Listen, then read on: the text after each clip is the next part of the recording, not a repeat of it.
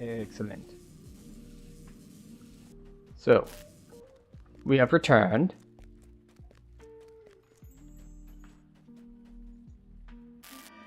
And we're back on DDO. We had a surprise stream yesterday. And the surprise stream was League of Legends, so not a whole lot going on there that's DDO related. Just a night of gaming, a night of winning some, losing some, performing decently. But we are back to DDO. We are on the Inquisitive. Last time I played was off stream, was doing Giant Hold, and I am here at my respawn point because I died to the last boss in Prison of Plains. And the reason I died is because I was in on R4, as we've been doing, and he was hitting charisma drains for like 13 plus per hit, so I eventually died after being helpless for an extended period. So that was, we'll say, less than ideal. And we're going to head back. We're going to be on R1 this time, at least in Prison of Plains. And and we're gonna finish up Giant Hold, and then we will decide where we're going from there. Let's see.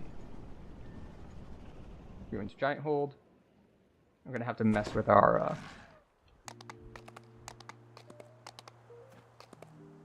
yeah, I'm gonna have to mess with some audio settings here.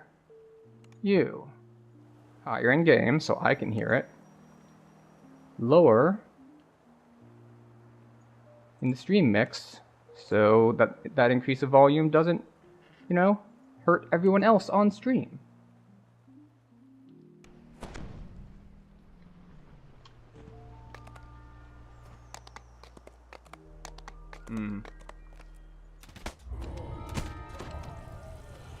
Yep, needs to be lower in the mix on stream. Let's kill a few more things on the way to calibrate that, shall we?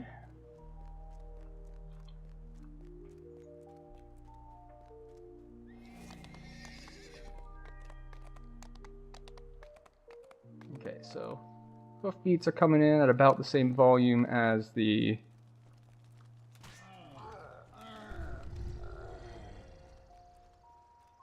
okay, we can raise that up a little bit more. So yeah, that seems better. But yes, since we did fail this on R4, we're going to try again on R1, and hopefully we don't just get constantly charisma drained into being helpless the entire time. Hopefully.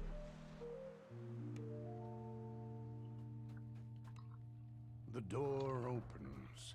Beyond it lies the prison of the plains. Alright, so we'll buff. Perhaps a clue to the dragon's deceits.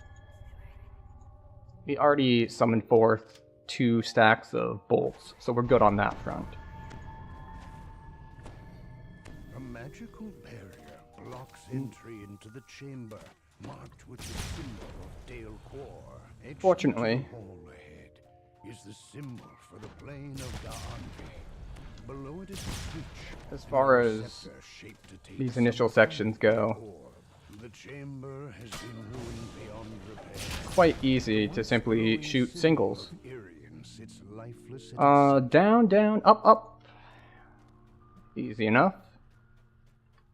So we just need to turn the first 2 down.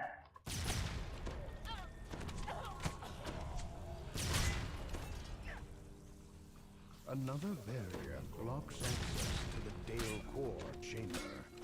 It would seem that this chamber holds great importance.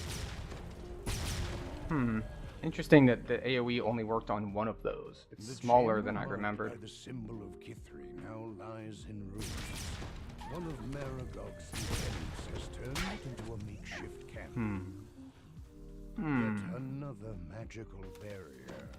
This is why I'm going to prioritize using the Epic Strike from the Fatesinger tree, because it has a very, very low cooldown. Why am I moving so slowly? I didn't have the Reaper debuff on me. Or was it simply not showing up?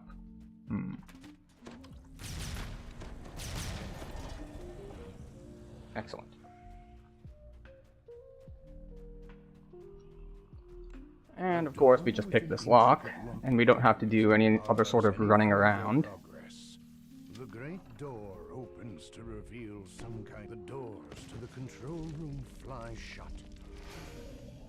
A bone-chilling cackle echoes through the room.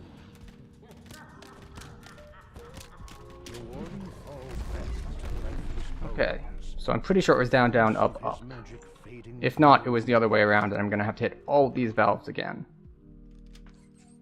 As the valve locks into place, Alright, we were correct, barrier to the thankfully. central chamber vanishes.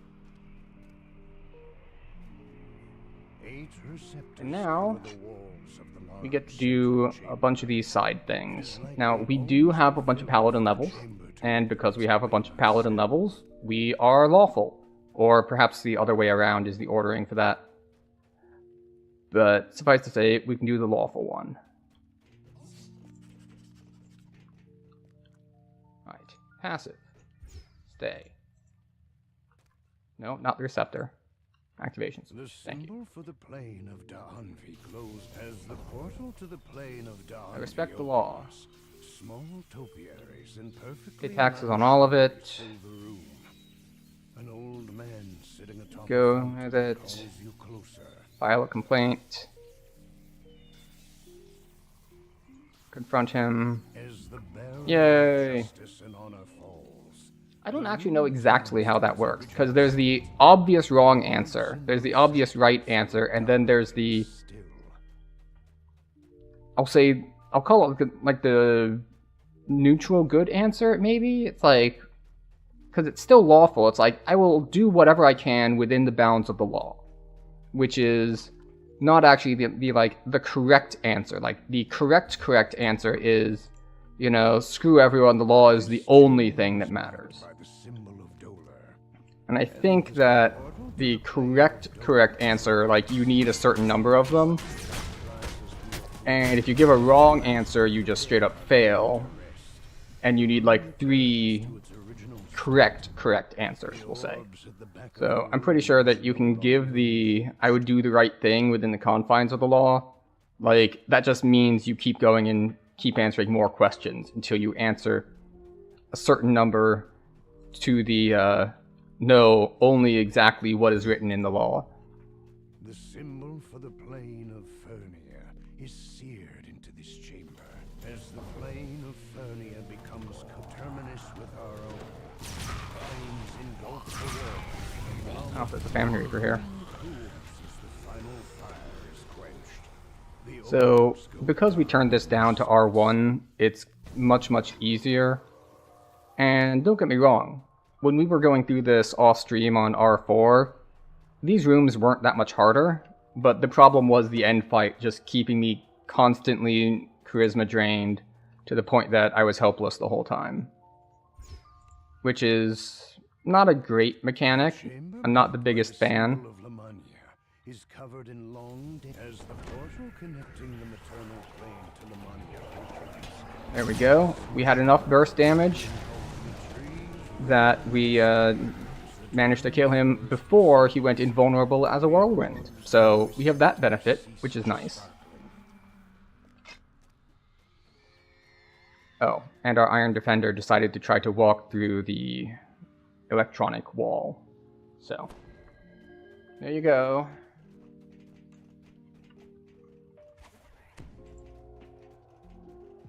He's set on passive, right? Yeah, we got him set on passive. Don't know why he tried to walk through the wall. They just do that sometimes. Oh, maybe I never told him to stay. That would explain it. Marks this chamber. The plane of Maybar opens, and darkness surrounds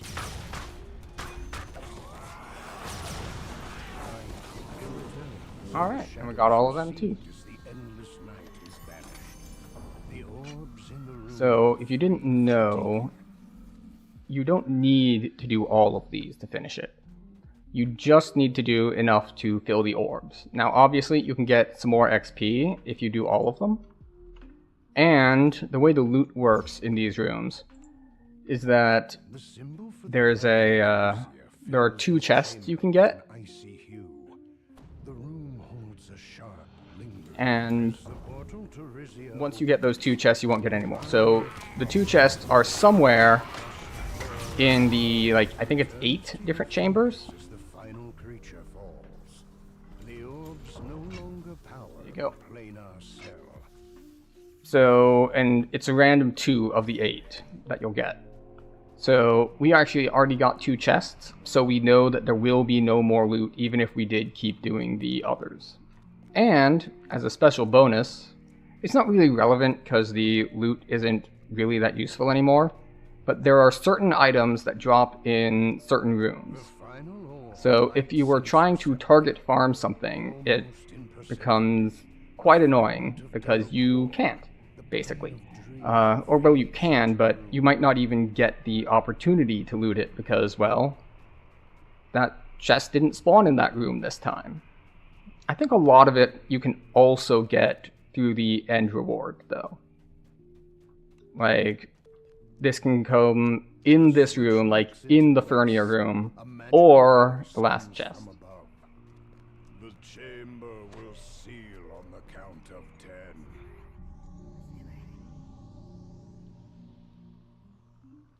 Okay.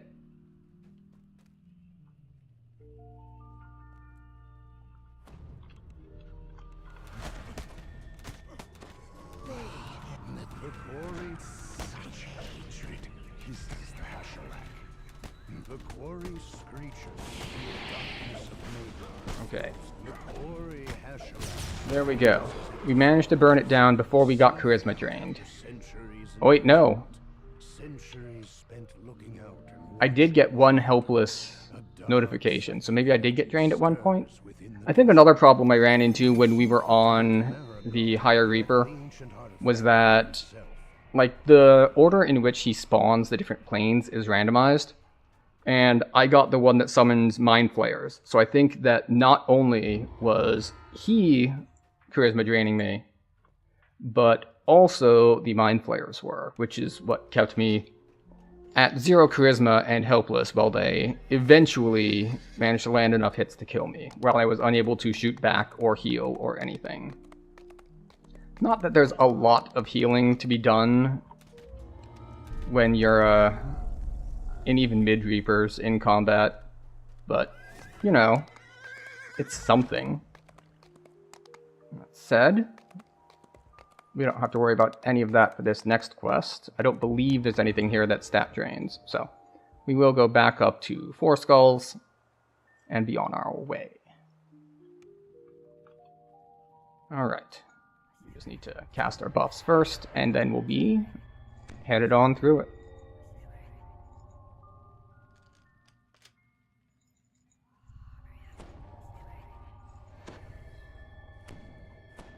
And, you know, we'll put up some resist spells. Now that we've actually gotten some epic levels, our caster level has gone up on these. So, we are now caster level 7, so it's plus 20.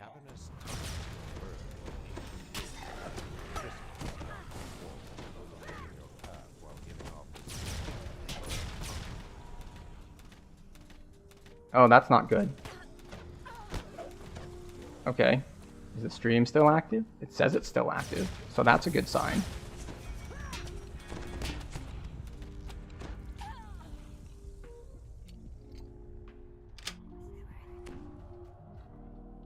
We're just gonna keep hitting no holds barred until we're out of charges, because we have a decent number of charges, and there's a decent number of shrines in here.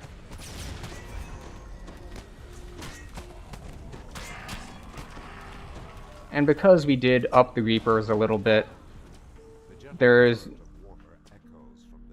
well, there are enough reasons to not pull giant groups of enemies, because I'm not that durable.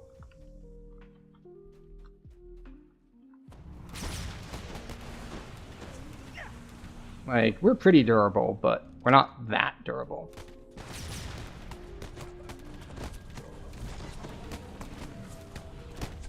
In particular, we're not durable against random... oh, you're not dead? This is a big disadvantage to playing a Warforged as ranged. One, I couldn't look through my player character to actually see the guy that was on me, and two, it is more difficult to line up improved precise shot because you're taller. So if things are closer, then you just kind of shoot down, and it doesn't work as well, basically. And we are running actually an improved precise shot at the moment because we're going to be moving, so normal wouldn't help us. And, you know, we'll get the occasional, like, double or triple hit in when things group up.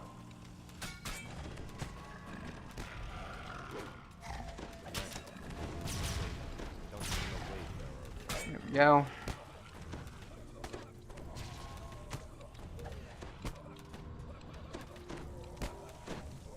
Of course, it doesn't work with the AoE shots, but that's just something that we have to deal with. I think this is the wrong way. It is.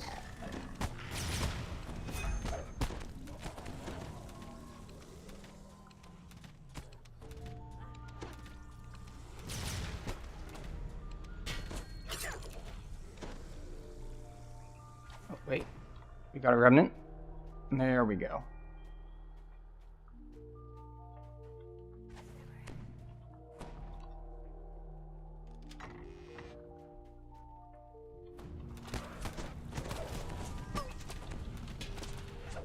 I tried to kill him and then just like turn the corner, and then he didn't die and I got body blocked.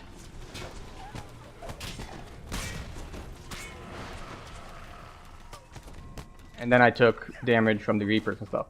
Hello, Pro Bacon. Welcome.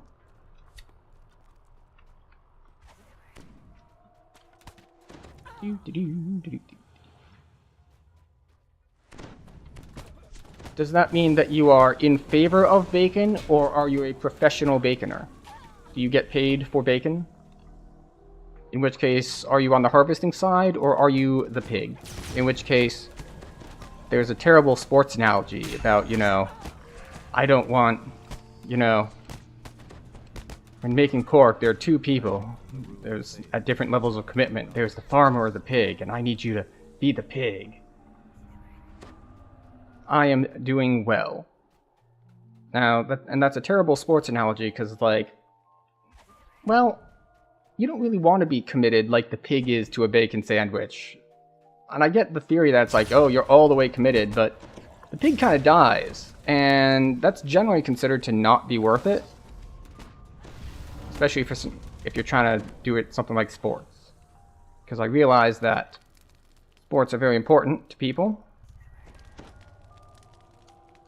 Oh, that's what happened. I changed the setting. UI settings? You can be the pig? That is a lot of commitment, I gotta say. It's more than I would put in. Let's see. We'll do that. And...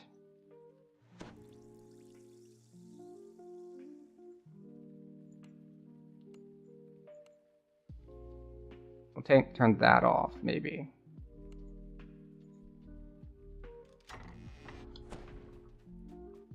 But yes, I am doing well. Hopefully you are doing well as well.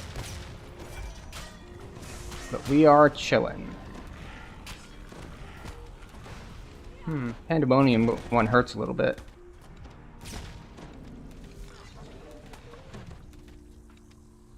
Now this is a trap in that it is not actually a trap. In that it is a trap. They have this secret door. It's like, oh, let's see what's behind the secret door. But there's no trap box to disarm the trap, because the trap only activates if you try to open the secret door.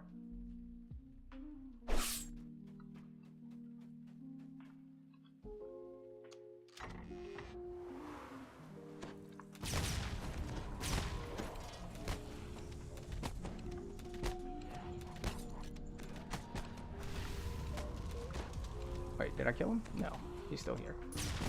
And he's healing. That's very rude of him. Alright. 3 down, 1 to go. And it looks like we won't need to shrine, because we have 3 charges of no hold. No, I didn't want to grab that. Because we have 3 charges of no holds barred left. We'll use 1 to clear this room. We'll use 1 for the boss fight. And we'll use, well, maybe 1 more for the room with the boss in it before the boss fight, but we'll see.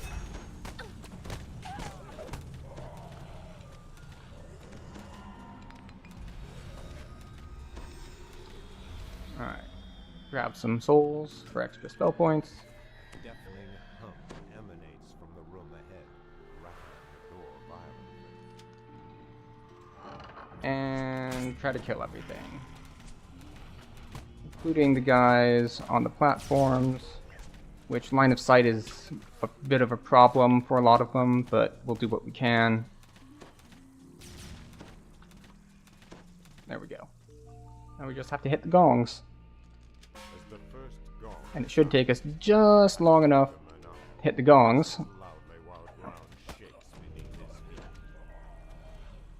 to have no holds barred, ready to kill the boss.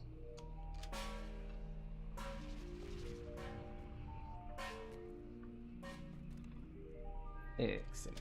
It's all going according to plan.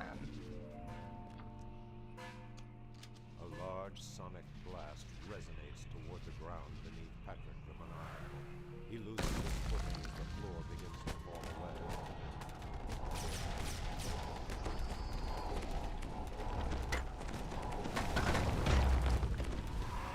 The air elemental knocking me off of my place where I can actually shoot down at the boss is a little annoying.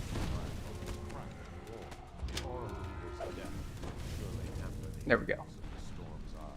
But we did get him in the end.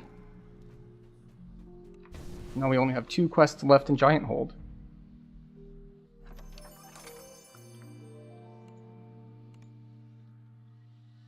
And we're eligible to take 27.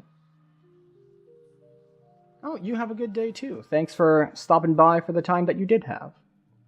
I hope you rest well there.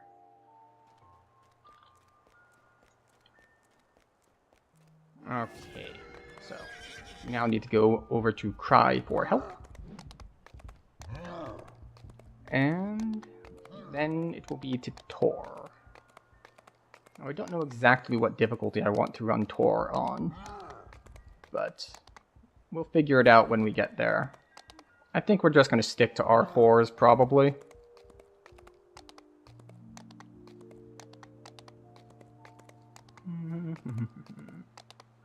With, of course, its distinctive DM voiceover style.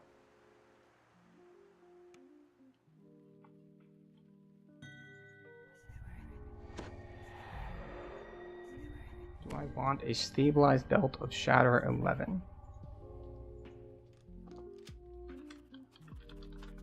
No, thank you.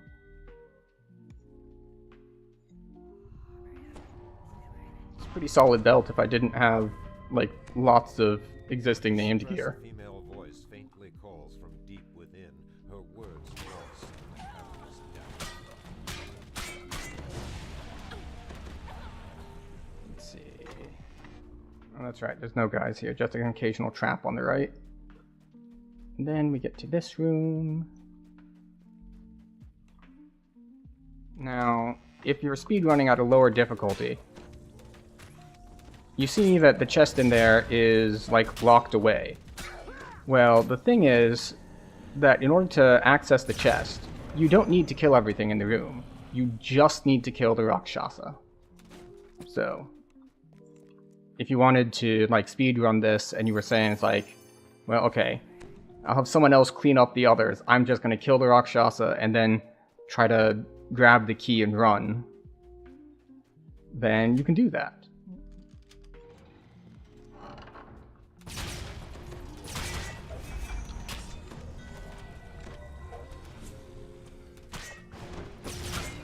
It's like...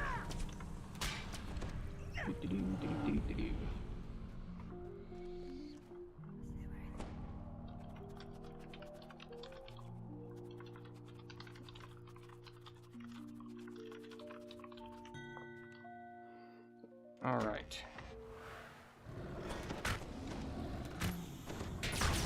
Now, normally I might try to kite those guys a little bit, but there are 2 reasons why I don't. One is that because of the enemy type they are, I know that they have a knockdown, and I really don't want to get crowd controlled. And 2 is because, well, I am on a slightly higher difficulty, so it's more risky to pull more things.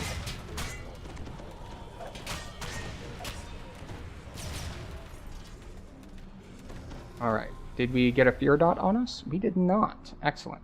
We did take a couple hits though, so we do need to heal up. Ooh, a trap.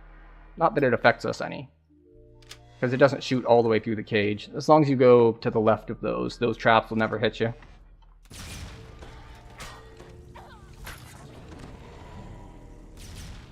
And this room is much the same as the other that I mentioned. If you just want to open the thing, you kill the Rakshasa, and hey, it opens.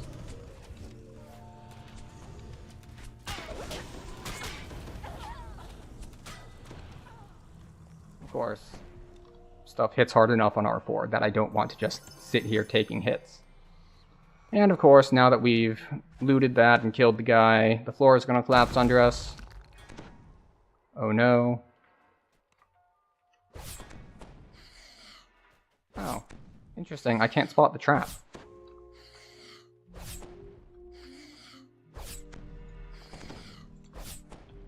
Guess we'll actually swap. Now, the question is, of course, whether it's worth the time to do traps. And I believe the answer is usually no. Unless, of course, you're in a group, in which case one person can trail behind doing traps, and it's just free experience.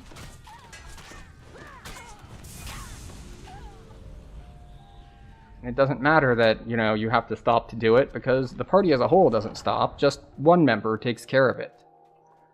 Distributing responsibilities.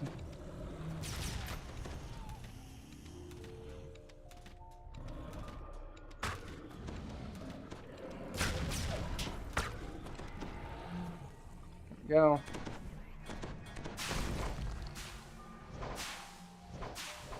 Stop it. There we go.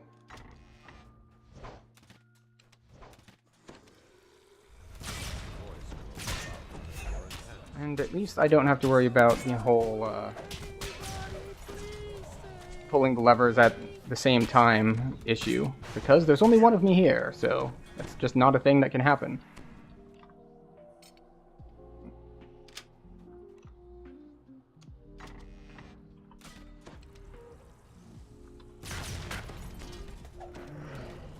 There we go.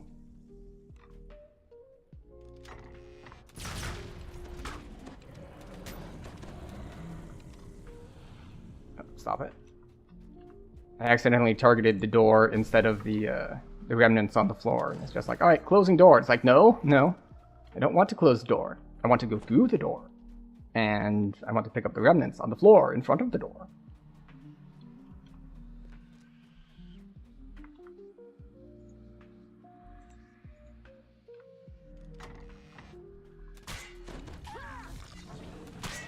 There we go. It has occurred to me that I have been derelict in my responsibility to show the build as it stands, because people might have missed the more recent streams or something.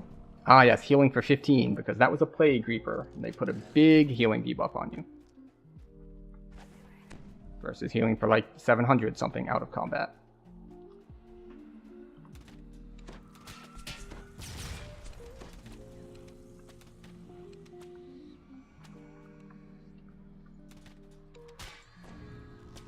Can we grab this?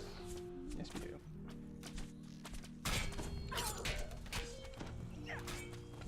Alright, and I will show something in a moment here that it took me a bit to learn, and it makes a little bit of sense in hindsight, but it threw me off a couple times.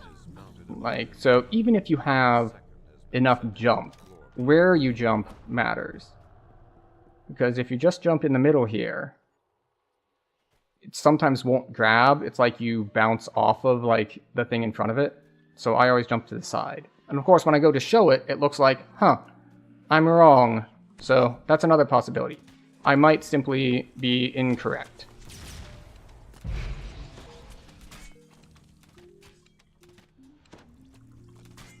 In any case, I still like to jump a little bit to the side. You do need close to max jump to make it though. I think you need like 30 something. Max jump is 40. Now swim, on the other hand, is not capped, and this was a disagreement I had with someone at some point that I had to prove them wrong. They were like, no, swim's capped just like jump. And it's like, no, it isn't. And then I had to go on a character and like, well, I didn't have to, but I did to win an internet argument. But also just to make sure I was correct, because I've been wrong about a lot of things.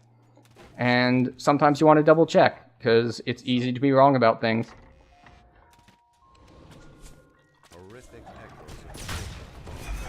And so I had a character, and I put on swim gear and not swim gear, and I swam across the bay in the harbor.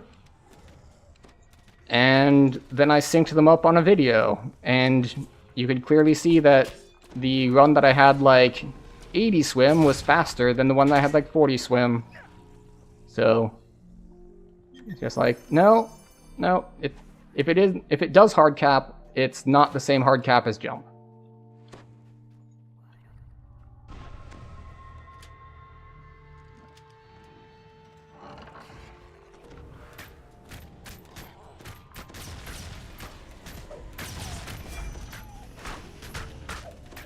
So he actually has appreciable health here.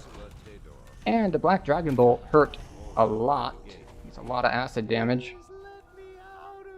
So we'll heal that up a little bit while we're unlocking the last bit.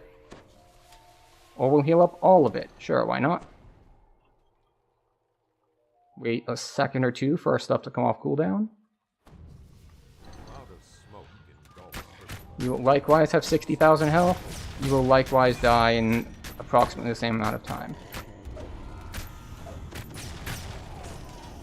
There we go. Great success. Now we go back to town. To turn everything in. And start the tour. Will we take level before tour? I don't think so. I think we can stay 26. We'll only rank 29, so we've got a while before we hard cap. So there's no point in taking it before we need to. And I think the next set we'll go to will be Wayloon. Mostly just for saga purposes, because Crucible is the only place that needs swim. I don't think that's correct. So it's the most... I think it's the only place that gets regularly run that needs swim. I believe the Titan raid also needs swim. But that's more of a puzzle than an, like, total swim speed thing. But it is a bitch and a half. Because it's like a... You need a trapper, and the whole thing is underwater with no breathing holes, so you need underwater breathing. And it's one of those things like, you have to open this gate, like pull this lever to open this gate, which will lock you in until I go through that gate. And so on and so forth. So it's a mess. I've only done it like once.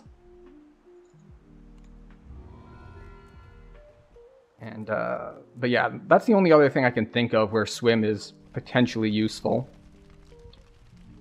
Like there's random other places that it's like convenient. Like there's some places in Three Barrel Cove that it's convenient because there's water that you have to swim through, but nothing really that you want a lot of swim. Oh, that's another one. There's the underwater section in the 12 on those like level, I think they were base level 6 quests. Yes, the trash pile level 6 quest. That's another one. But yeah. Swim is something that I put points into when I have more points than I know what to do with. Which is not most builds, but, you know.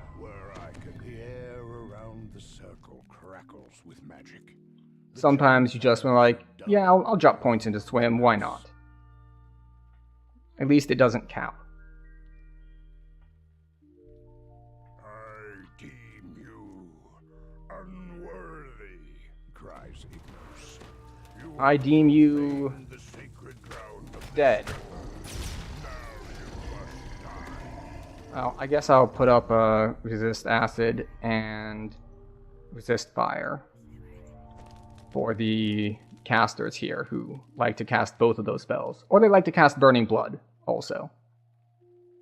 But yes, today's stream is planned, it is DDO. Yesterday's stream was unplanned, it was League. Everything is working out just fine.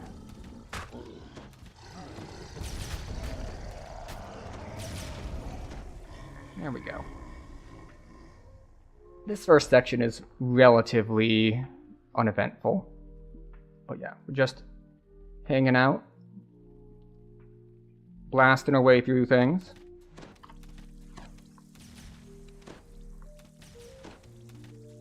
We're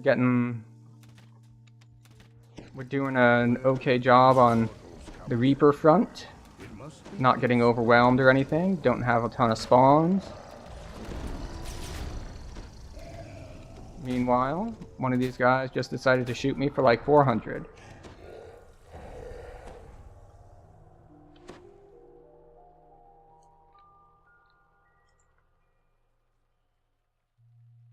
I really should count the waves at one point. I know that I did experiment in order to discover if this was time-based or kill-based, and it is kill-based. Like, if you just run around kiting, later waves will not spawn. So, like, it's probably both. It's probably, like, it won't... There's a max number of spawns that can be there at once, but also it's not like they instantly spawn as soon as you kill the previous wave. Giants left behind the portals. The guards rush through the door to do you in. The last of the attackers lies dead at your feet.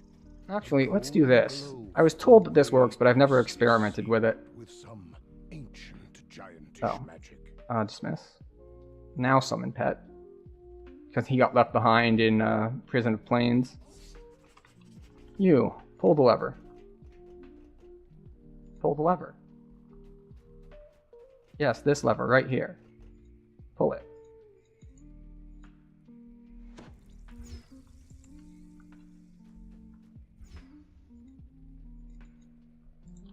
Okay, maybe they fixed it. Because I was told that if you had a like pet or hireling pull that lever, that these guys in here don't spawn. Not that it's a huge burden for me to have to kill these things on the way, but I wanted to see if it worked or not. And the answer is, I can't get my pet to pull the lever, so I don't know if they just made that lever not pullable by pets, or if I'm doing something wrong, but... I figure it could go either way.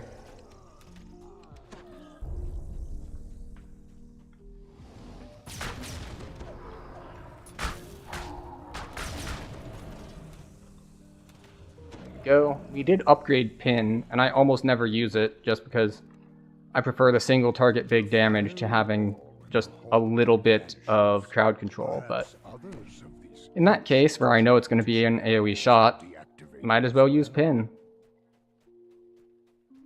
Oh, we should probably put up our shorter term buffs as well. So this is one of those quests that goes much, much faster if you have at least a duo so you can split. But speaking of going faster, I still haven't figured out what like rule set I would want if I was gonna host like a speedrun contest thing.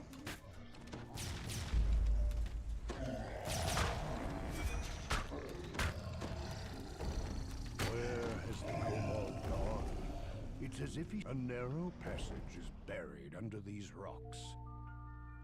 Through the narrow passage. Ah, I see. I didn't realize that it was having it inside to pull the escape lever. Got it. I misunderstood the strategy. But like I said, it's no big deal because we're not having a lot of difficulty with it. You tumble down into some kind of supply.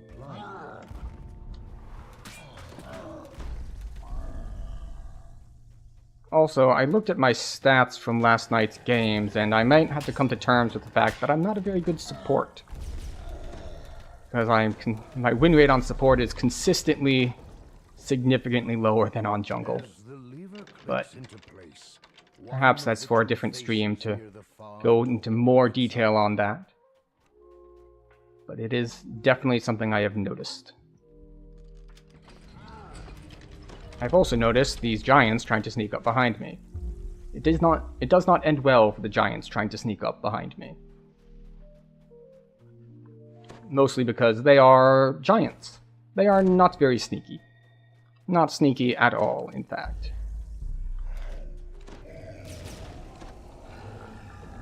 You find a crevice concealed by rubble here. It is just large enough to crawl through. Alright, we can go ahead and pop this. Of course, no holds barred doesn't do that much good when it's single targets and you can hit a button to one-shot them, like with Hunt's End. But, you know, sometimes there are multiple targets and you can't one-shot them with Hunt's End. And then, not having to reload is helpful.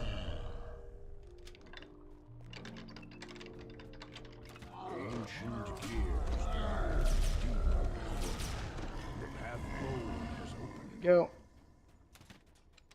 This is a case where you can shoot things before you can see them. As you can see, by the time they got into range where I could see them, they were already injured.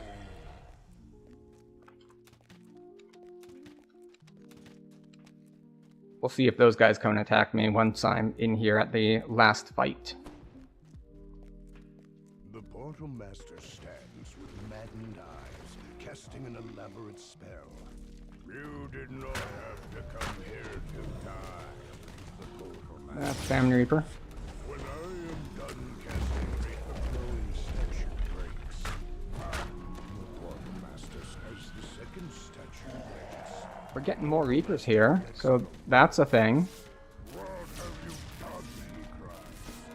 Vermin, I will paint these walls with your remains. Alright, I guess we'll hit it in second, no holds barred. You should be proud. You made me use like 5% of my power.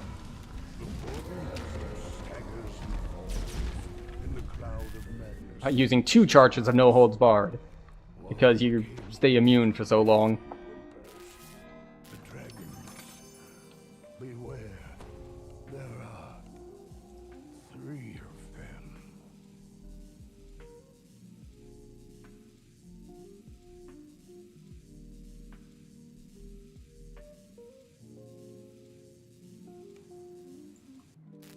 And turn-in is right here, isn't it? Yeah, there we go. We are now flagged for the epic raid, because flagging for the epic and normal raid, or not normal, epic and heroic raid, are separate. And we have finished that just in time that we are getting our first ad break coming up here, compliments of Twitch. So we're going to run that right now while we go and level up. And I'll see you in 2.5 minutes. We're not going to do anything during the ad break, so we will see you when we get back.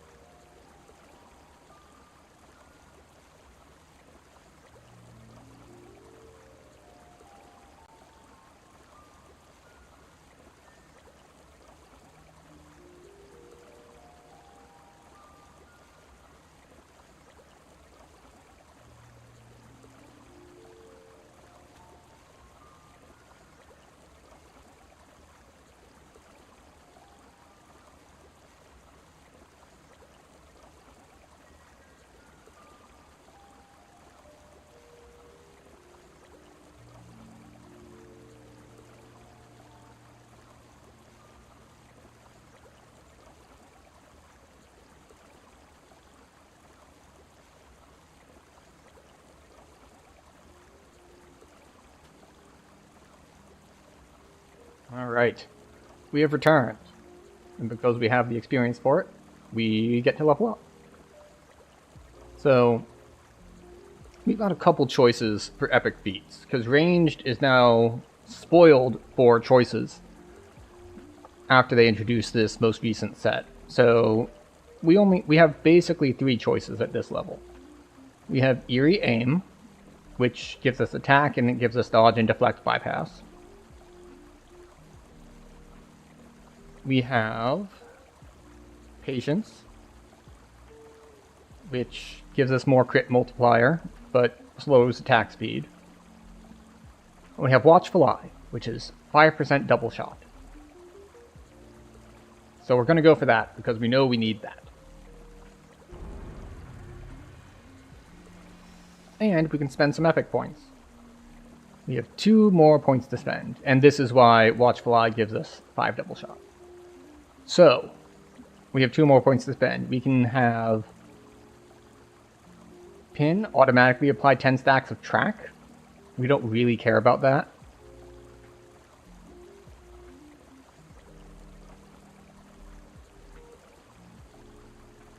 And we could get less threat. We don't care about that yet. We can get more damage to helpless opponents, which, again, we don't really care about yet. So, we're going to get 1 more imbue dice, and we're going to get, I'll say track is the best out of the choices here. But the level 26 stuff isn't as good for ranged as it is for some other classes. Like, especially caster classes, I believe like you get your Dragon's Breath upgrade at 26 and other things like that. We get some incremental stuff, you know, a couple imbue dice, some debuffs and whatnot. But, like, we can get a debuff here once we go up there. But we've got a while to go before that. So in the meantime, we'll check groups. Don't drink the water. Zolkir's Plan, which is Myth Draenor. You know what? R1 Ravenloft for leveling.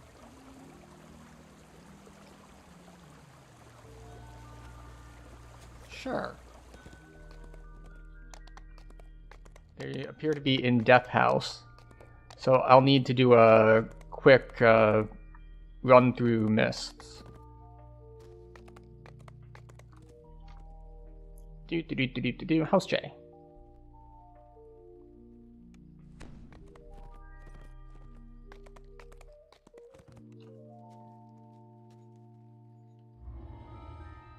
Oh. Someone is already into the mists. You hear howling in the distance. A raven cries somewhere overhead. So I'm apparently not the only person who hadn't done it and needed to catch up. Why would someone put so many scarecrows to guard a road in the middle of the forest? What do these straw men keep away? Alright. You hear a branch snap behind you. Okay. So they're on the final boss, Scarecrow.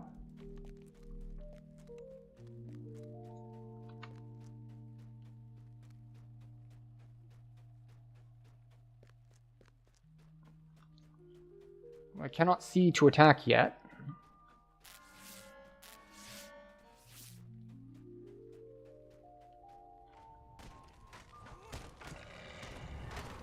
The scarecrow clatters to the ground. As you recover, you realize you can hear noise from up the road to the east, the same way you came.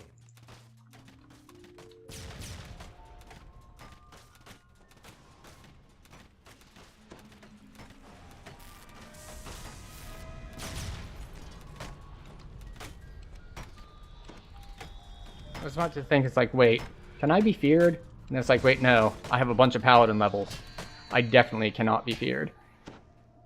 Okay. Let's pop another no holds barred.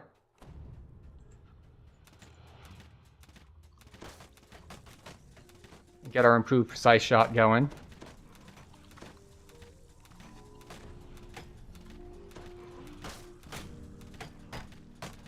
Of course, I get all these error messages because they're immune to diplomacy that procs automatically on account of me being inquisitive.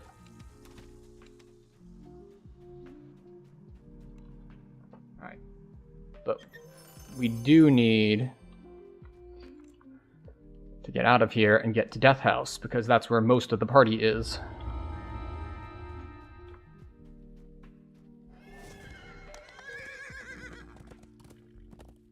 But we now have a full-ish party. Well, I say full-ish because I believe Andaro is a hireling. So maybe they'll drop him, but yes.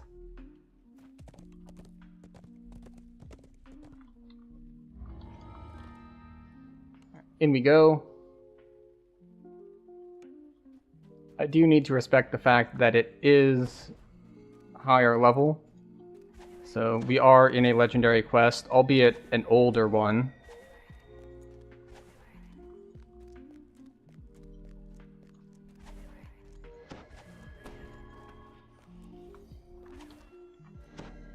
Alright, we got a V in chat, so we're probably not going to get there in order to help things, but we will arrive.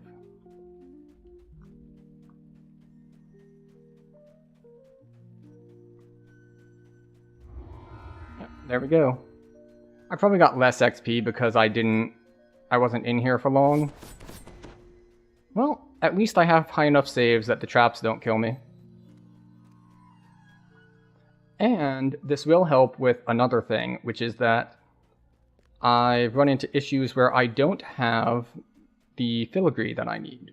And a lot of the filigree sets that I want are going to be from Ravenloft. So it's a good opportunity to grab some of them as well.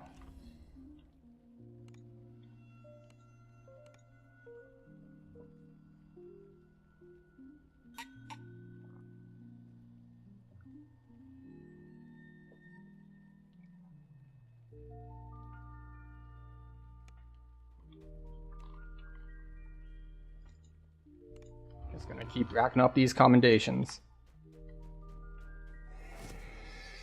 And I think we're gonna stay on improved precise shot for everything except bosses.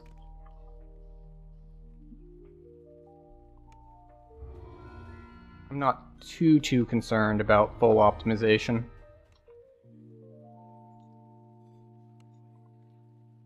Like, I should probably, if I wanted to do it like the best I possibly could, be switching back and forth, but I just can't be bothered most of the time, really. It's not that big an impact. It's not going to make or break. The old woman's voice grows cold. You were here yesterday. Wanted pies and hadn't the coin. The rest of these peasants are unlikely to leave. They stare sullenly, spitefully at you. Alright, now we just run through and kill everything. We should probably be at least a little bit careful. Echoed first here, then there. The wind whispers treacherously among the upper boughs.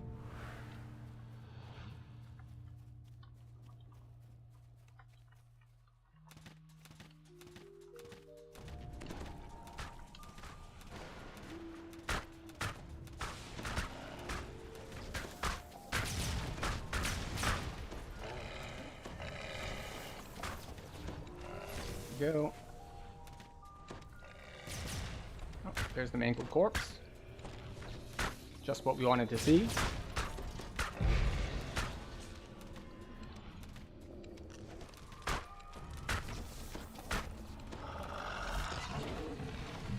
This corpse is nearly beyond recognition.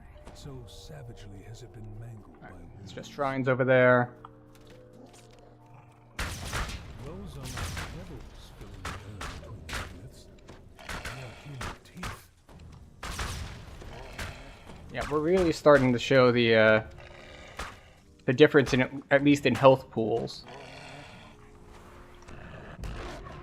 between the legendary and the heroic stuff we've been doing.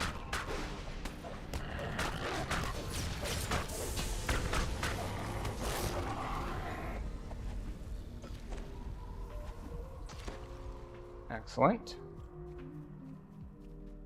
And we still need to find our ghost friend.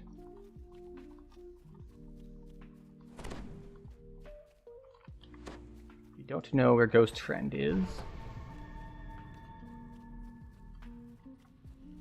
I saw the lost soul and I thought it was a wisp. It's like, oh wait, I thought I killed the one over there. It's like, nope.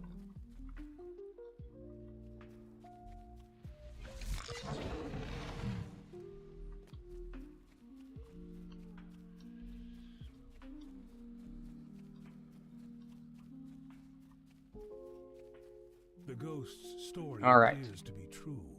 If so, Morgantha addresses the gathered peasants from There we up go. on a wooden platform. Be off already! Shoo! She says, We've no more pies. How many times must I tell you? What are the levels in here? 27, 25, 24, 34. You poor misguided soul.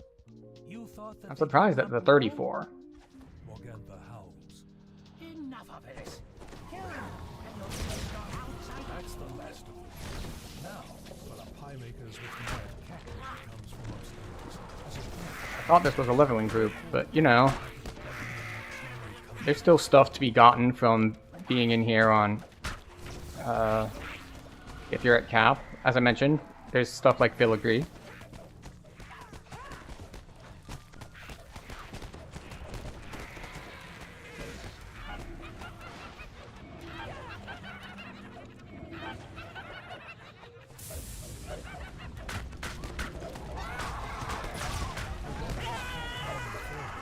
the hag Morgantha flees the wind. Alright. And any remnants? All of No this remnants? was Okay, no before it remnants. spreads across the floor and then catches fire, filling the windmill with billowing, choking smoke. It's time to go. Up on the hill ahead, Morgantha performs a prayer for aid, and then We have improved Uncanny Dodge back up, so we should be good.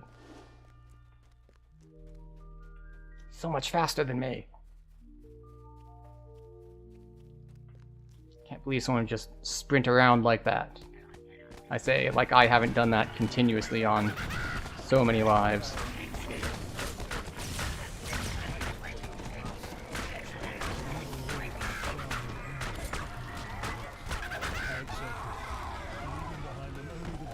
Elemental Fury goes down.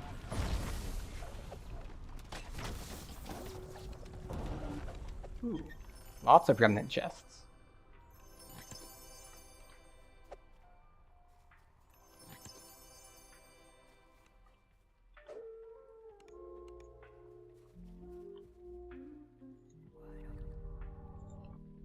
Alright, and out we go.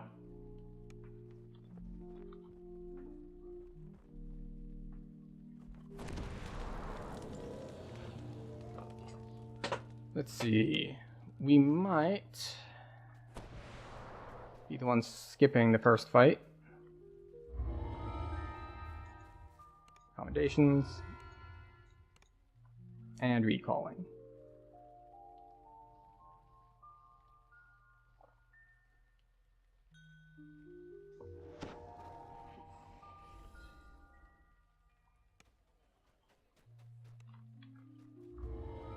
There we go. Invitation to dinner. Take me to the castle. I wonder if we're going to, like, reset for something easy. Or just take whatever. I'll step in, and we'll see how it goes.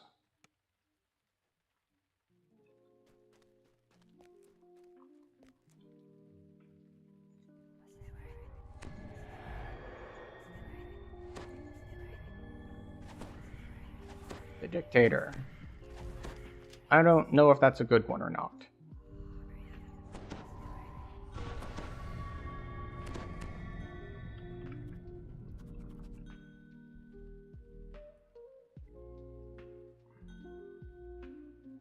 Yes, I have Dimension Door. Vendrick probably does as well as a sorcerer, but sorcerers have limited spell slots, so it's possible he didn't take it. Of course, it's kind of a moot point. I have it from Shadow Dancer. Madam Eva's words echo in your mind. An artifact, a trap, a friend. But will you know which is which when you find it? Swells of organ music, fraught with defiance, determination, and despair. Reach your Okay. ears and fill the corridor ahead. As you step into the dining hall, the music abruptly halts. Paladin makes that much Regal faster. man turns to face you. Please, come in, my honored guests. I am, of course, Count Strahd von Zarovich, your host. Gorgo Strahd's laughter probably echoes saw us, across the but hall, it's fine. and his form If they chase, we dissolves can always into just mist. shoot him. The door slams shut. It's a trap.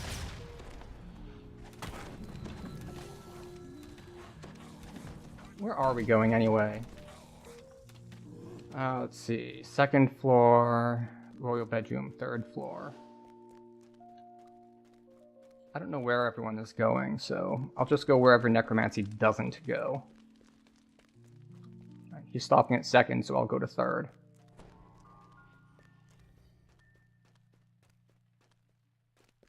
Or I will fall off a ledge. That can happen too. That is another possibility. It wasn't my first choice, of course, but it is what we ended up with. I am, however, not the first person here. And let's see, royal bedchamber is straight ahead. Alright, well there's Strahd.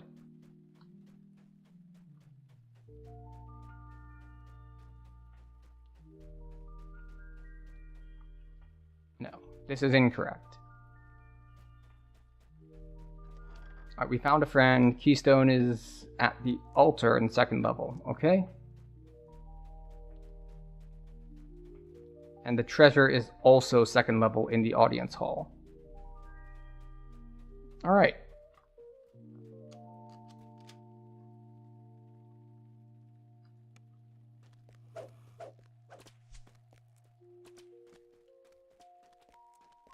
I dropped way too low, but it's okay.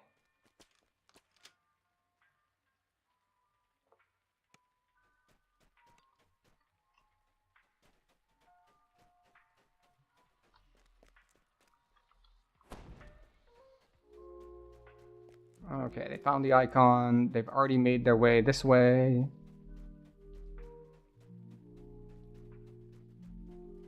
Which means the best I'm going to do here is probably a dimension door. Yeah, I haven't done anything here. I've just been, like, following along, and it hasn't really done anything yet.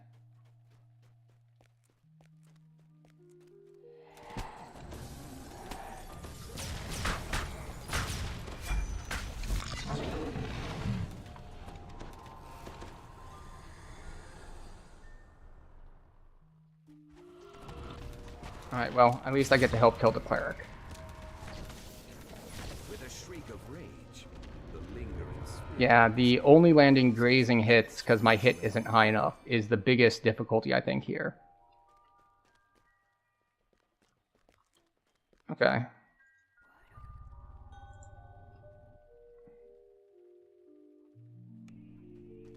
And now we need to...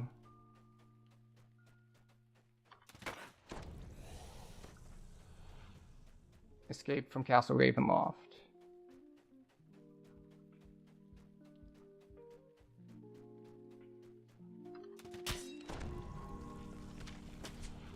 I think it said do the teleporter, but that thing has gone away up here. Wait, status completed. Oh. We're already finished. Status completed. Like, someone else already did it while we were killing the optional guy. So that's very nice. Onward to Chain 2.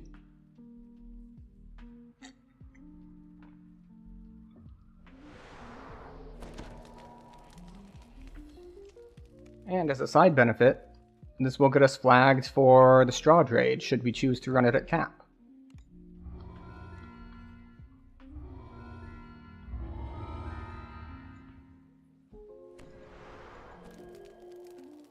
Inventory full? Not really.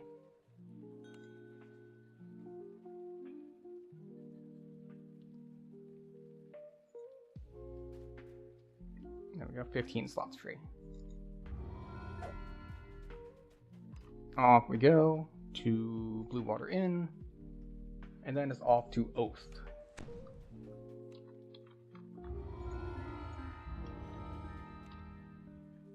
Which is Argynvost.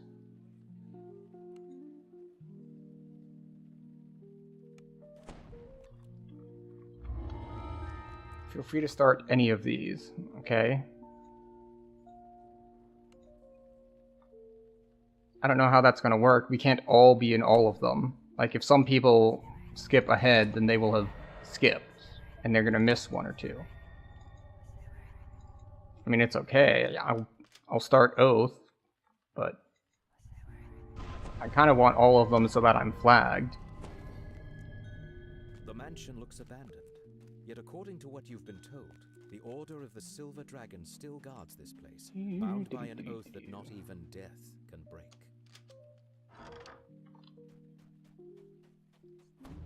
Or maybe that was like, don't wait for me as like party leader to do things. Like, just go ahead and start them.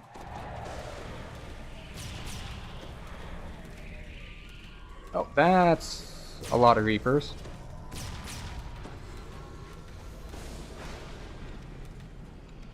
It's like, excuse me, I just killed all these dudes, and then it's just like, would you like 3 Reapers? It's like, not really. Too bad!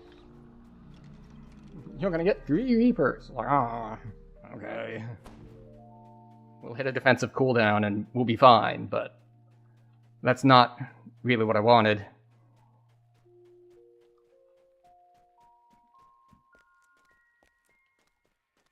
I think I'm gonna camp out here. Portcullis, you can see a stairway leading to the upper floor.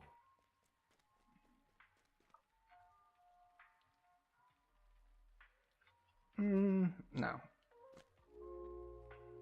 We only have 4 people left, and I don't think the 2 that went down here split, so I will come down to split the other direction.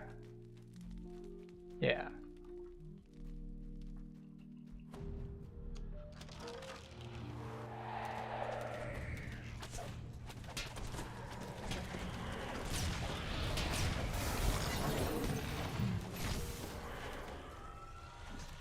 Deflect arrows. Very convenient.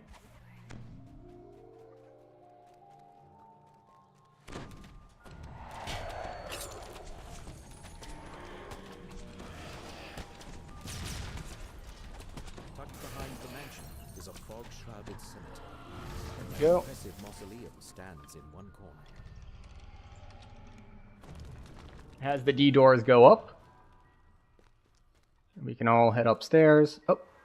Or I can fall off the stairs. That's another option. We can just fail to do things. That is always an option.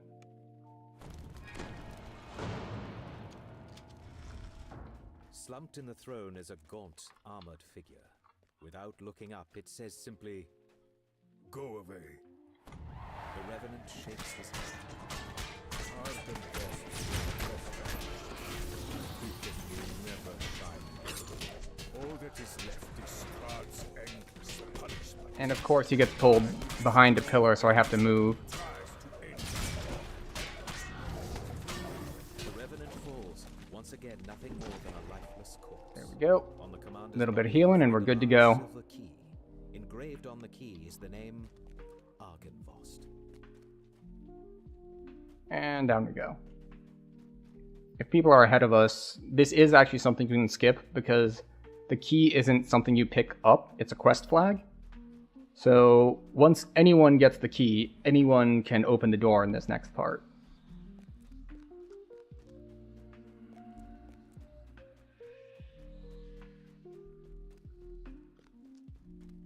Of course, I'm going to skip ahead, or, you know, leapfrog.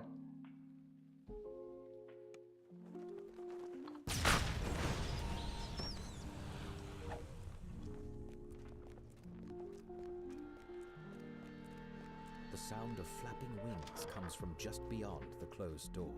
Oh, I forgot that they don't aggro immediately. It dominates the courtyard. Suddenly, taloned creatures fly out from behind, swooping down on their prey. How long until I get helpless?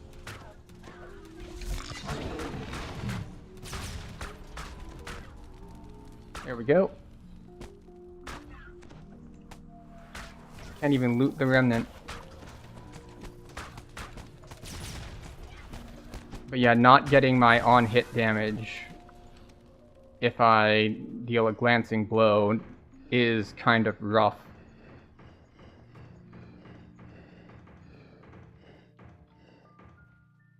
The beacon flashes with a brilliant There we light go. that can be seen throughout the valley, and from somewhere a voice whispers, "I release the order from its vows." You feel a tingle of warmth that you have never Let's see, felt in next I Barovia think before. is Raven. Come on. Thank you. I'm gonna clear a little bit of bag space when we get back to town. Because we're not all the way full, but it's worth clearing some space.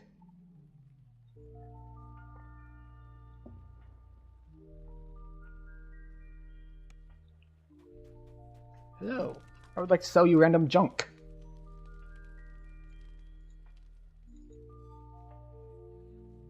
Some of this stuff just needs to be fed to sentient weapons too, but I haven't gotten around to doing that, so it's just cluttering my inventory at the moment.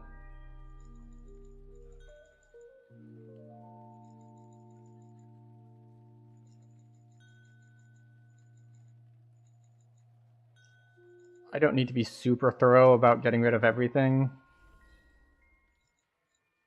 Just the, you know, because 33 slots is more than enough.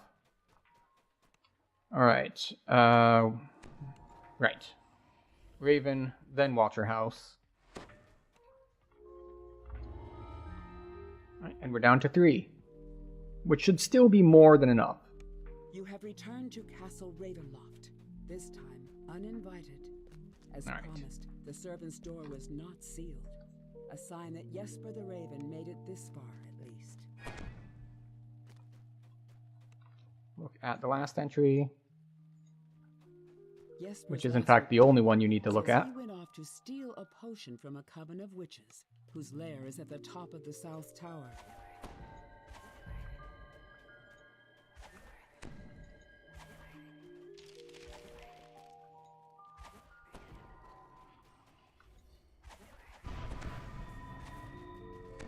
There we go.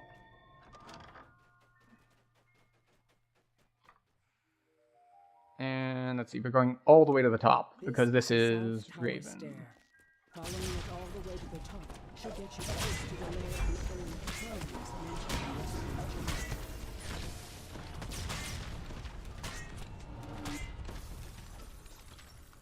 Alright.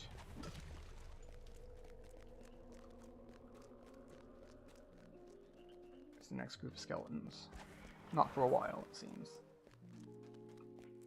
Oh, that's right, he's Alchemist. He has infinite sprint boosts, because he can just use the spell version.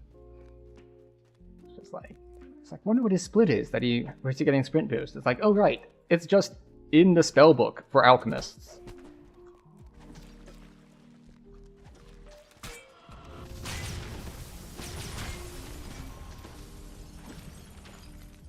Should be one wizard up here. There we go.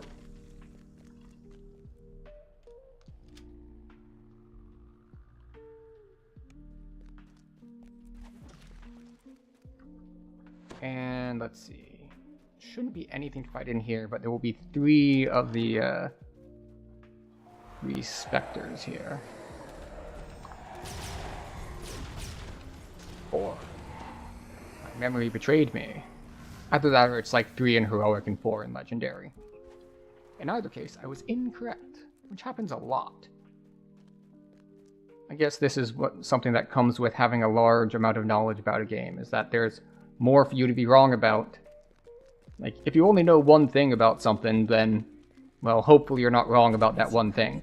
But if you know, like, 1,000 things about something, there's a good chance that at least one of those things is wrong. You whisper, and the wards on the door fall.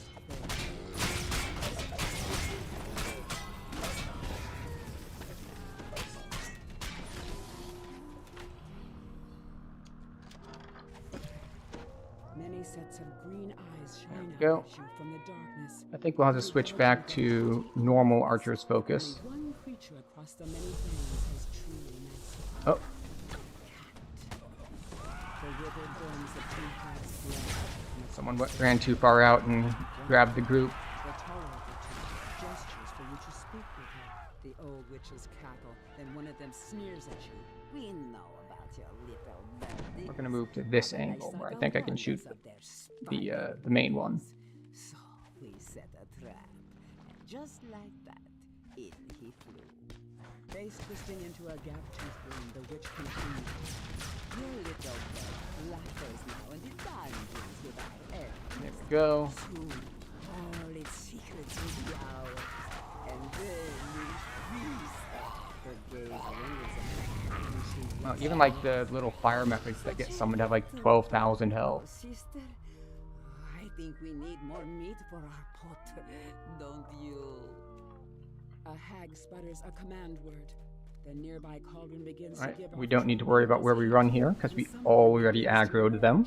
The cauldron's fiery heat abates. These vile crones have uttered their last curses. It is time to search their lair. You find a set of vials, which must be the potions of gas. So we go down to the described in journal. third They will allow you level. entry into the magical Yes, tower yes, within the third level. treasury.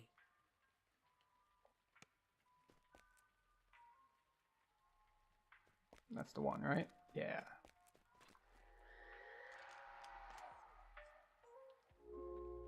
And if we hug the wall, we won't get the invisible thing of Strahd, Shade of Strahd, or whatever it is. Oh well, if it does come after us, we just kill it, but still it's kind of annoying to have to deal with.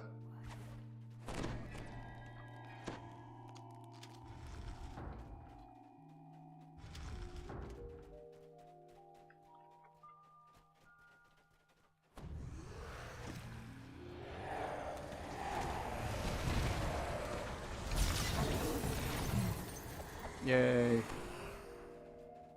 You quaff the witch's brew, and you watch as your I body think we're evaporates gonna into still go on fiery single mist. target stance for this, even though there are two guys and I can cleave through them. The tiny tower window and take solid form again on the inside. The tower seems to be bigger on the inside somehow.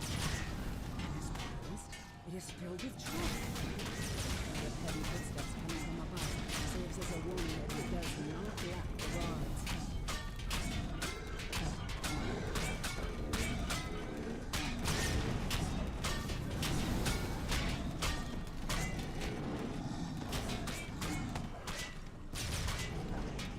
Thankfully, the track debuffs are actually, you know, that I didn't think were going to be useful, actually useful here. Book's pages are brittle with age, and much of it Because is before it was just like, well, can make out, suggests uh, that it is none other than Strahd himself. like I'm not having problems hitting anything, like, so this armor class debuff doesn't really help me that much, but you know, when you step into legendary stuff a little bit early and you don't have your high-end gear yet, and you're having trouble hitting things, and they're iron golems, it's like, well, maybe some fortification debuffs and armor class debuffs can be helpful.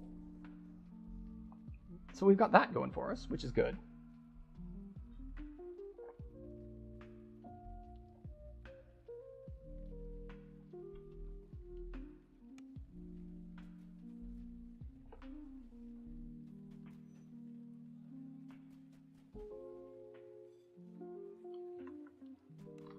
Yes, take us to Vacher House.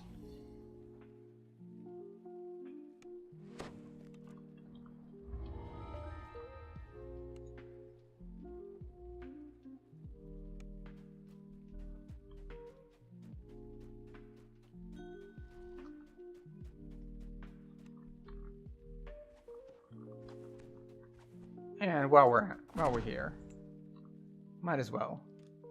Lady Vokter and Baron Valakovich are plotting each other's demise. Can you afford to side with the lesser evil? And if so, can you tell which one that is? Yay, a key.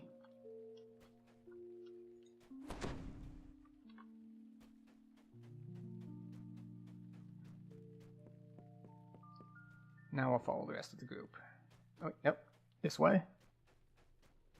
So, oh, I should probably do my buffs. My buffs are pretty good. They account for a lot of stuff.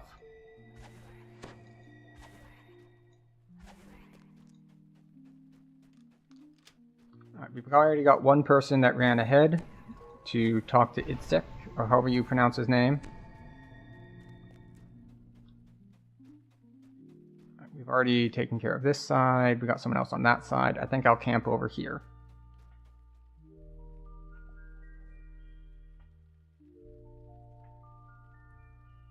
And this should be good for... Yeah, because we got someone on this side, we got someone here. Oh, there we go. 1, 2, 3, 4, 5.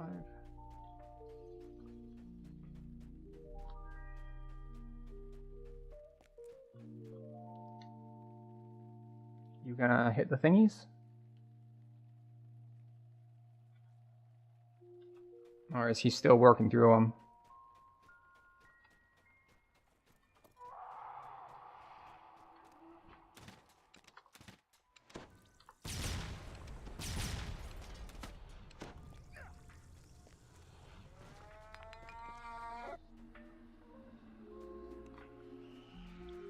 He was still fighting, guys. Alright, well, we're not going to be able to sneak by these, so...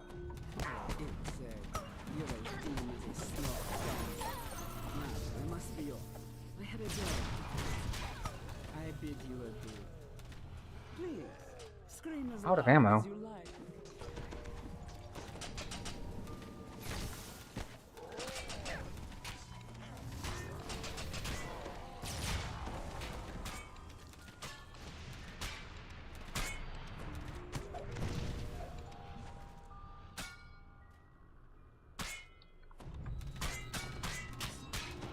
Well, we've already aggroed it, so I might as well just kill it.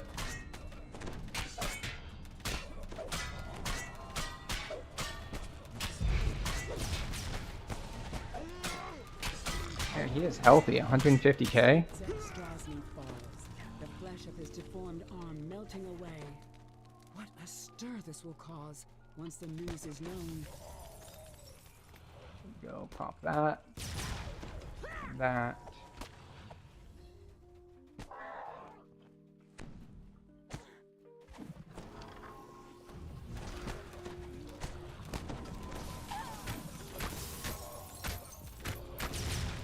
I'm pretty sure we have to kill these guys.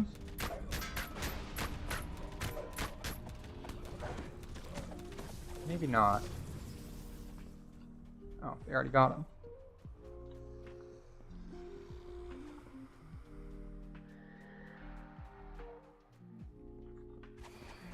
And upstairs we go.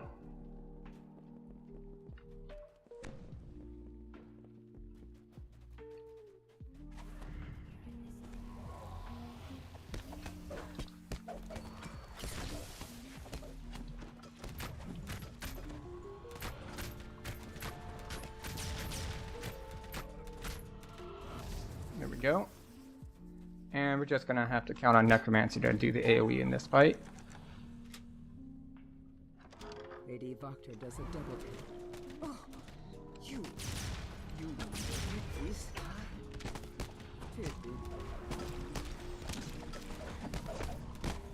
My thing's on cooldown. Oh well.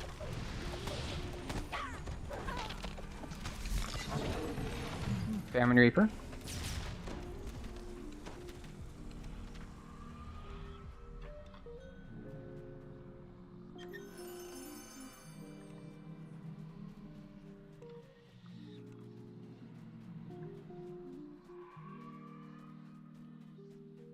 Oh, that's what the fear is. It's the Barbarian Capstone. For I forget which tree it is, but the Terror.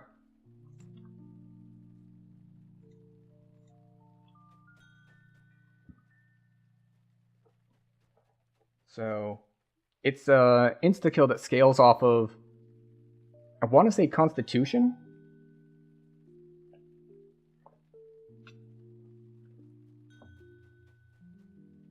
Let me actually check that on the wiki.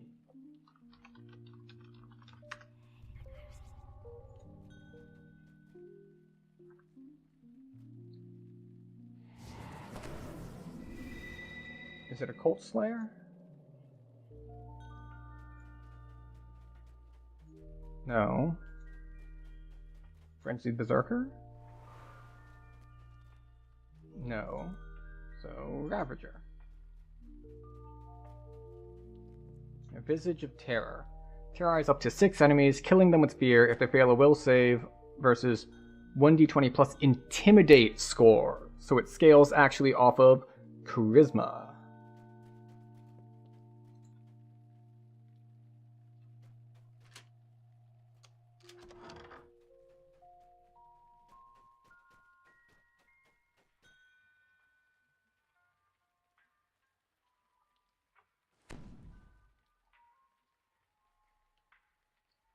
Right, do we have everyone in?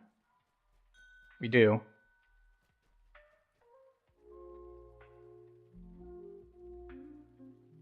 I think the confusion is because I did the optional, so I had the key already, and it didn't get dropped somewhere else.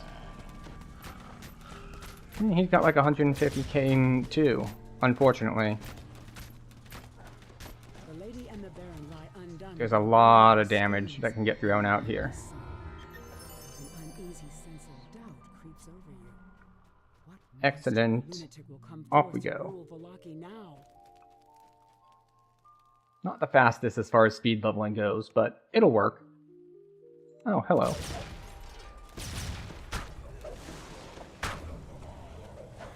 Lots of lag there, but it happens sometimes.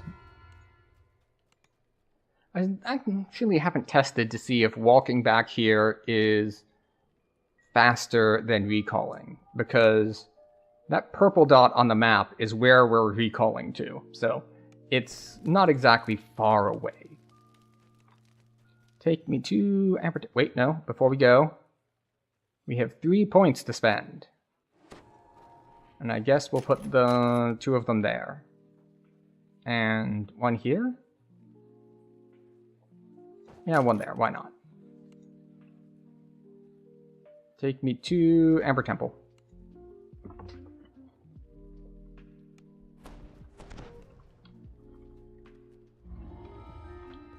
But yeah, scaling with Intimidate is interesting, because, well, I guess you can have Charisma as a main stat, but there are a lot of sources of Intimidate.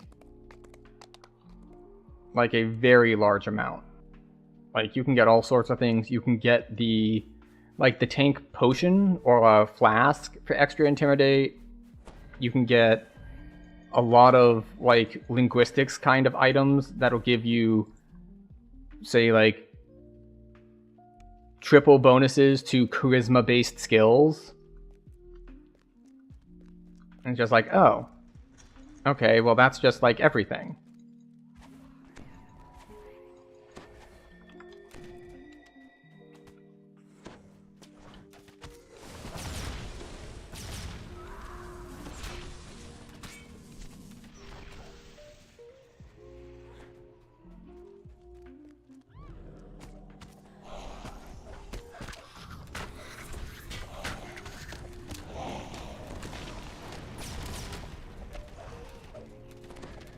Running around all over the place.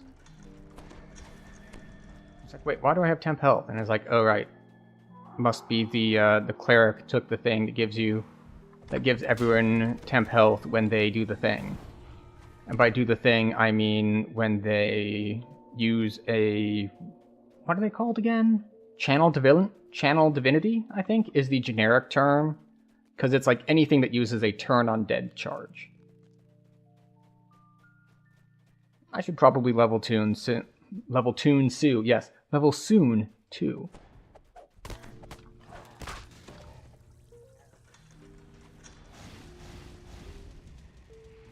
Let's see. Where is the closest one to level? It's probably Marketplace. You just take the thing like back to Airship and then to Marketplace.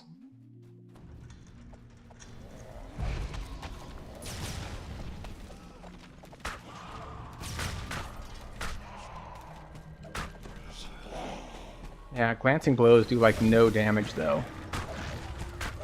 See, if it's glancing, it doesn't get like any of the on-hit damage from imbues or anything.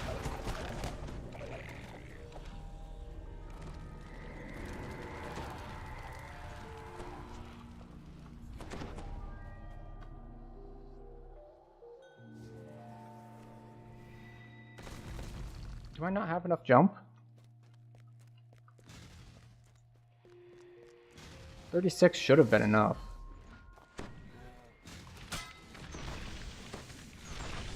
Alright, we'll go around the other way. You won't wake them up. We do have to fight an extra group of guys in here, but we can do that without too much difficulty. Probably, hopefully. Things said moments before disaster is like a random champion one just ruins my day.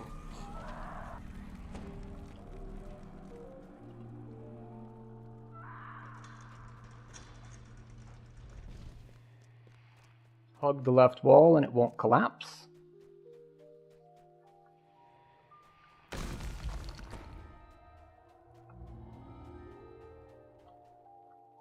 There we go. And we're catching up.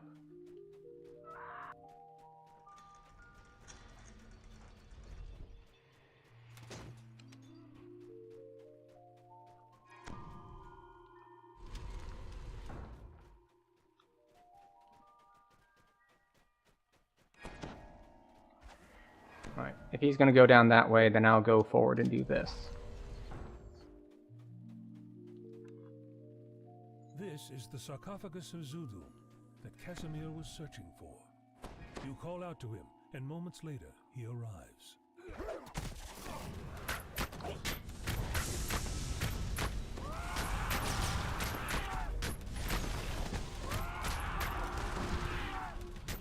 Stop hiding behind a pillar. This isn't WoW PvP.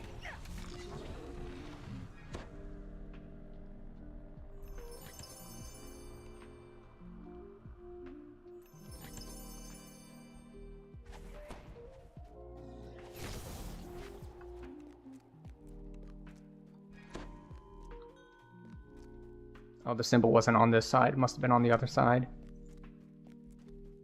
Oh, cleric died. Wonder where the cleric died. I wonder if they were going to grab the symbol of Ravenkind.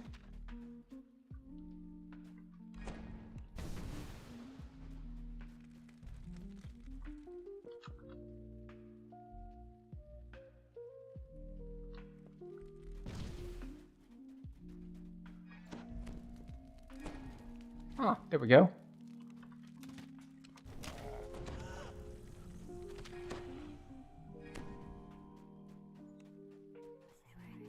Where is...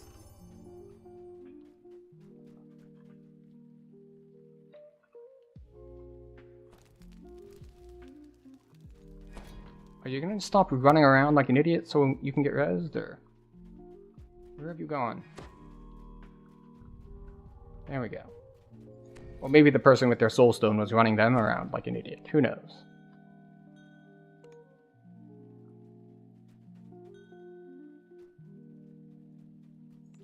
Okay, we should be good to finish then. Easy 150k.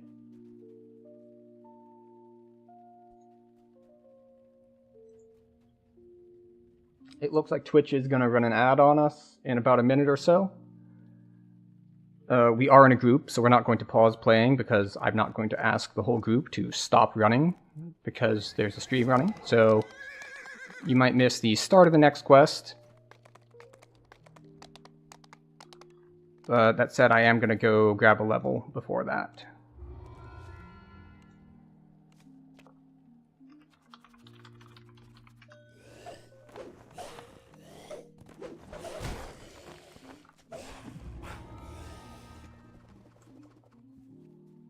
Since we are rank 34.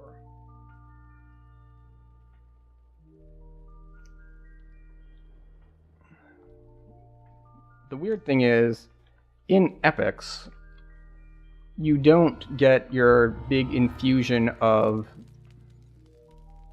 Okay, alright. Didn't expect that. You don't get your big infusion of points when you take a level, because when you get ranks in epics, your points are available to you immediately. Which is to say that, like, if you hit level 20, and then you hard cap on experience before you take a level, you get 8 points to spend. You get all 8 of those ranks before you take the level, as opposed to, like in Heroics, if you just start the game and then you cap your experience, you'll have 4 points to spend, and then you'll get the next 4 when you take your level. That's the next epic level. We want an intelligence. Oh, which feat do we want? Let's see. No, no, no. Crush weakness is nice. Embodiment of law, I think, is what we want, because we get 2 imbue dice. I'm just going to double check the others. Yeah, we'll take embodiment of law. 2 imbue dice. Thank you very much. The city of Stormreach is abuzz with the news that a ship has arrived to ferry passengers to Unfortunately, Shaw. at 28, we do not get a whole new set of gear. We have to wait until 29 for that. Heroes looking for a grand adventure in the But clouds. it is time to go back. Captain Alban Dragonlord Back to the and future. Stormreach And by the River future, we mean to Ravenloft. set sail for Sharn. And I guess we'll just drop more points here.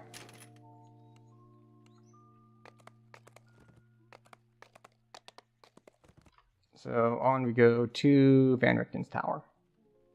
And to Wines, because they said in chat that we are on Wines.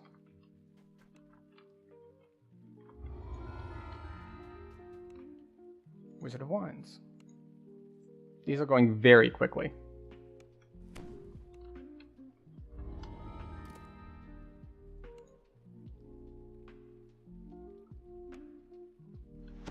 You know, now that I think about it, I believe I have more Reaper points to spend as well, because I think the next level unlocked at 27, and I never went back to actually do it.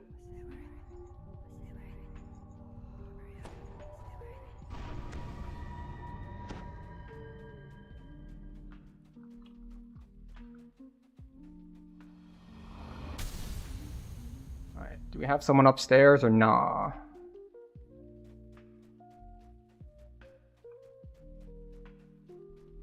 We're about to find out if someone has gone ahead of us.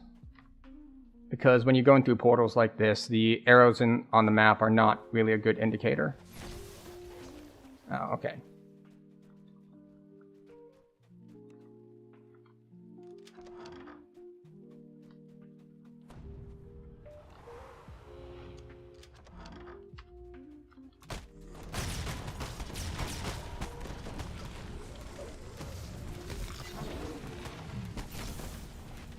Alright, there's the purification charm.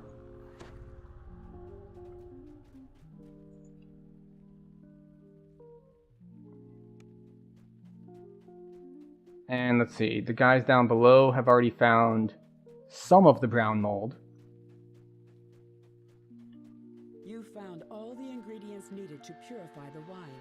Now to add the antidote to the large wine vats on the main floor of the winery. The druid prepares to attack. Why do you insist on damage? Without their diplomatic gems, this winery is doomed anyway. Very well. Yay. I'll slit your throat, then add your blood to my poison. Bat-like forms run forward to protect the druid. More blights rush to the defense of the poisoner. With the druid poison sentience toolkit. you rush to add the antidote to the wine vat. The choking stench of the poison clears. It is replaced with the sweet smell of fermented Oops. grapes. I didn't even mean to click the dimension door. I was still trying to attack. Will produce one Oh well. more vintage. Wizard of Wines only gave 40,000, but it was over very, very quickly.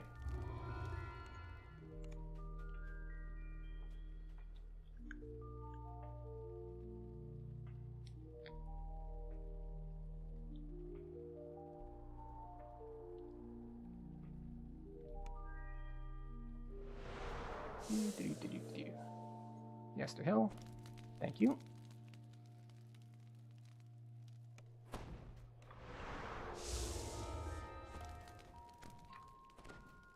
R1, off we go.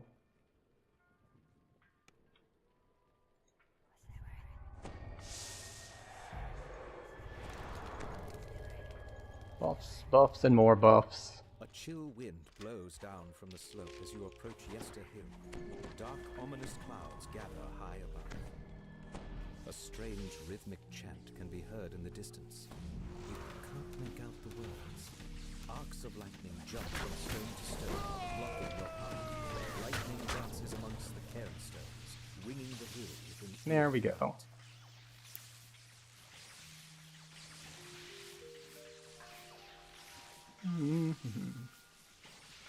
As we attempt to run at full speed while killing everything.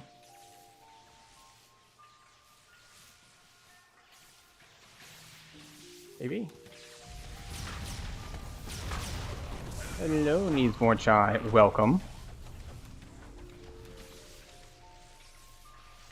Aha. forms emerge from the Because he's melee, he had to stop to fight things. And I just kept running.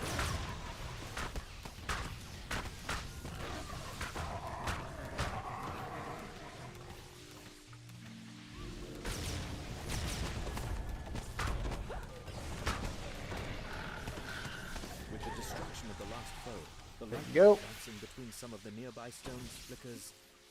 Welcome to stream. We discovered a group that was choosing to level in R1 Ravenloft. And despite the fact that when I joined the group, like, I was like the highest level at, I think it was 26, and the others were like 25, 24. It's working out very, very well.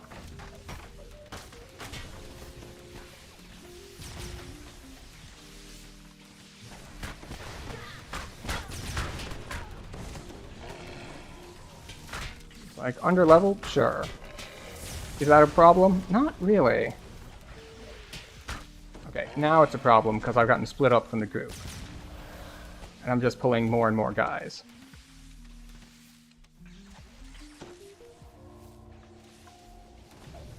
Okay, maybe I'll stop, like, just backing into groups. That's probably good for my health, to not do that as much. Which does give the others, like, a moment to catch up, so we have the whole group here instead of, like, just me on things. And, you know, as much as I do think that my build is relatively strong, it's not as strong as my build plus 4 other people. A wave of dread washes over you as you enter the circle of stones. Ahead is a huge, looming statue. A statue you recognize as Strahd. The Archdruid shouts, "Do not let them disrupt our ritual! Attack!"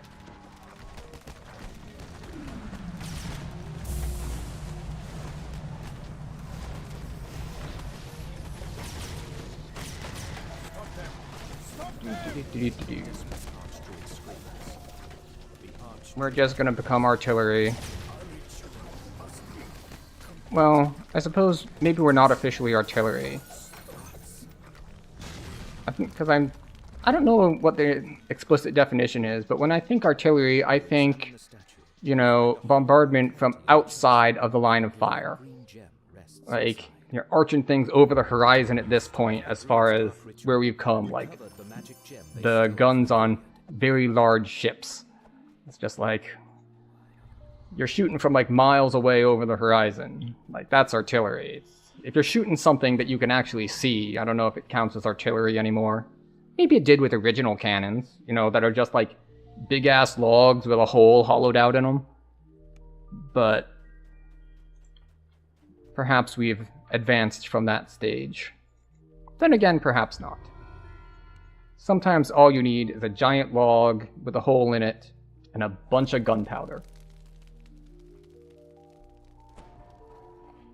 Almost as dangerous to your enemies as it is to yourself.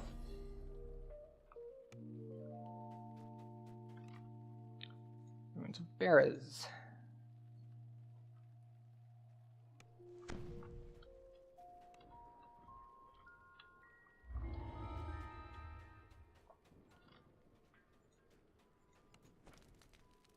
See, the funny thing is, I still actually have sagas to turn in, because I didn't turn in my sagas from the stuff I did in the low 20s.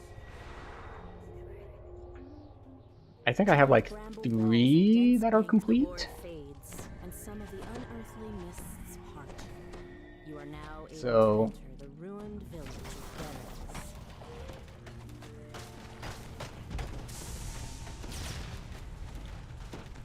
The last scarecrow crumples, and the magic of the nearby ward is disrupted. alright, Fear Reaper that no one else noticed is back there.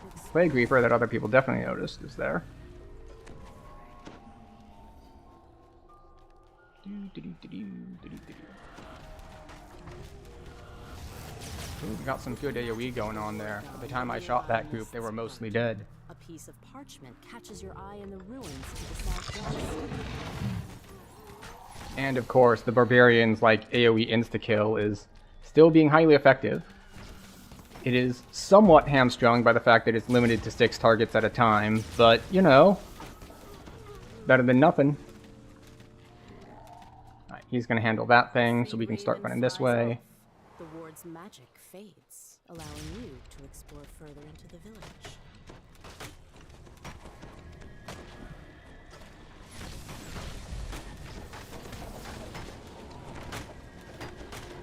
Do-do-do.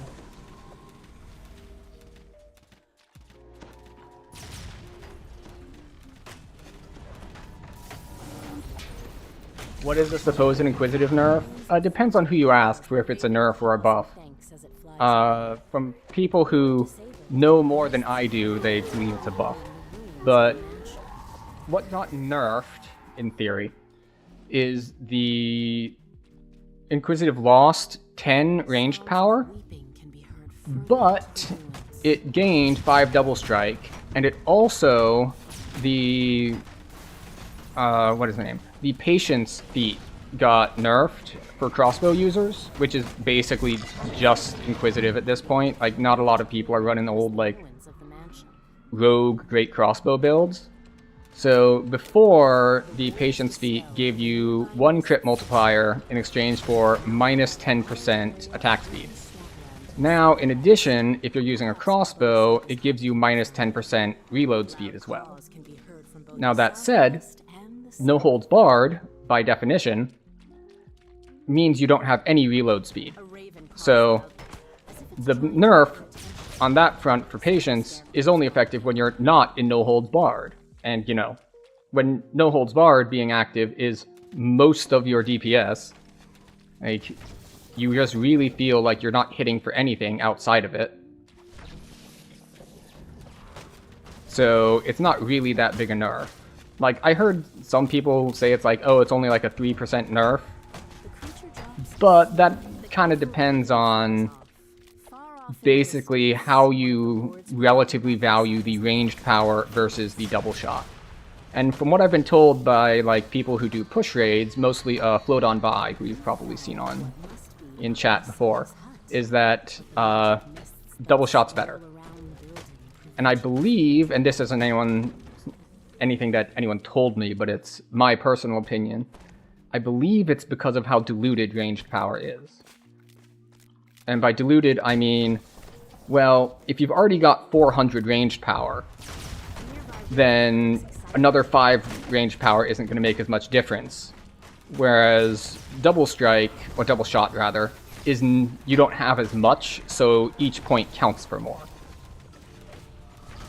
Or if we want to put it another way, if you're trying to optimize things, A metallic click can be heard from the river. You deactivated a ward protecting Barbarisaga's hut. so I have 9 charges of no holds barred. The magic wards near Barbarisaga's hut. Usually, The if I hit it on cooldown, allowing you to enter the area. and well, smartly on cooldown, not just like when there is nothing nearby. But if I'm hitting it basically as soon as I pull a group, every time it's off cooldown, I usually finish the quest before I run out of charges without shrining. So that is, so I will use it just on every pack that I can. I don't save it for anything unless, like, there's something about to come up imminently.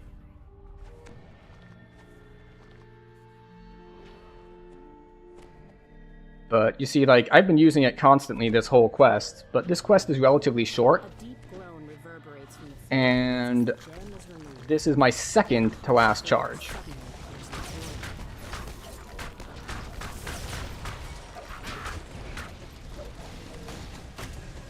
So now part of that is because, you know, I'm in a group, so I'm not having to be responsible for the entire group's damage. But if you find yourself ending quests with most of your charges still left, why not use them more often?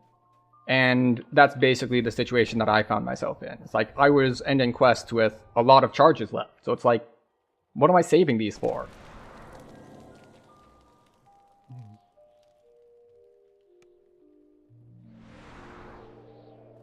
This is something I learned a long time ago when I was playing, well, all right, not this specific lesson, but the general lesson is something I learned a long time ago playing WoW. I was in a random pickup group, and the tank was from, like, the biggest, like, the most successful guild on the server. And that run ran very differently than what I was used to.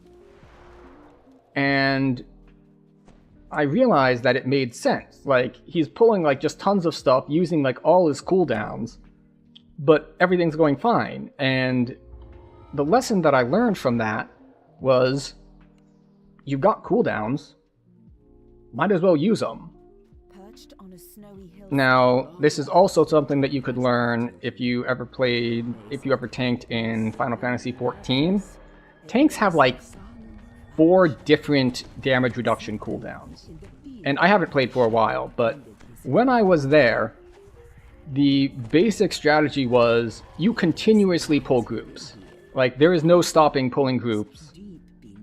Depending on the quest, most of the time, what would happen is you get... Oh, welcome in, DDO stream. How was trivia this evening? Was there anything particularly tricky going on? But I was just saying, so welcome. If you're new here, I am trying. We mostly play DDO. We occasionally branch out to other things. So we were on League of Legends yesterday, but Tuesdays and Thursdays are DDO days. So we are here, we are leveling through R1 Ravenloft. It is going very, very smoothly, actually, and very, very fast experience. So I'll have to keep this in mind for future things. But welcome in. I was just talking about cooldown rotations when tanking in FF14, in that tanks have like 4 different cooldowns, and essentially quests are broken up into sections that you can't keep going until you kill the guys that you're fighting. So you pull every single group as much as you can, you hit your cooldowns, you AoE it all down, the next section opens, repeat.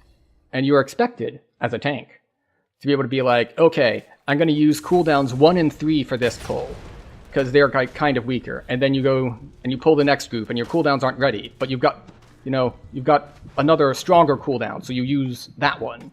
And then in the next pull, you'll use 2 of your weaker ones, and you just rotate through all of your cooldowns continuously. And this goes to the discussion we were just having before about using No Holds Barred in DDO. Which is that I was asked the question, it's like, wait, I've been saving this for like elites and bosses, should I just use it for clearing? And my response to that is, I use it basically every pull that I can, and I still have charges left at the end of the quest. So, if you still have charges left at the end, why not use it? Cooldowns are there to be used. So, that is my position on that, and that can be true for many different classes, builds, and games. It is an error that lots of people, including myself, run into, especially in, we'll say, more like RPG kind of things. You know, you gotta save all your mega elixirs for the final boss, and then still never use them. Like this sort of thing. Like, no, resources are there to be used. You will still have them. Like, you don't want to, like, waste everything, but in the case of these charges, like, as we're talking about for what were we talking about? For No Holds Barred, it's like, if I still have some left at the end of the quest, well, no problem. Nothing was wasted, everything was just used. No, feel free to raid and run. You just ran a whole big thing. get yourself a drink, a snack, you know, go to sleep. All those things that are required for good health. I appreciate the raid. You take care of yourself now.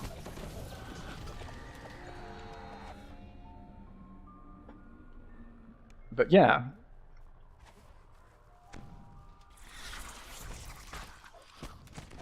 You come to use them more in general. Yeah, it takes some getting used to.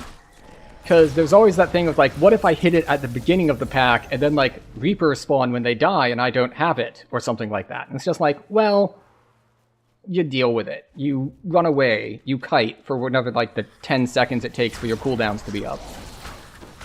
This is another thing that can be common against different kinds of games. This is something I've done in MMOs for including DDO. It's like, well, I can't fight this right now. I need my cooldowns back. Let me run away for like 15-20 seconds until I get my cooldowns.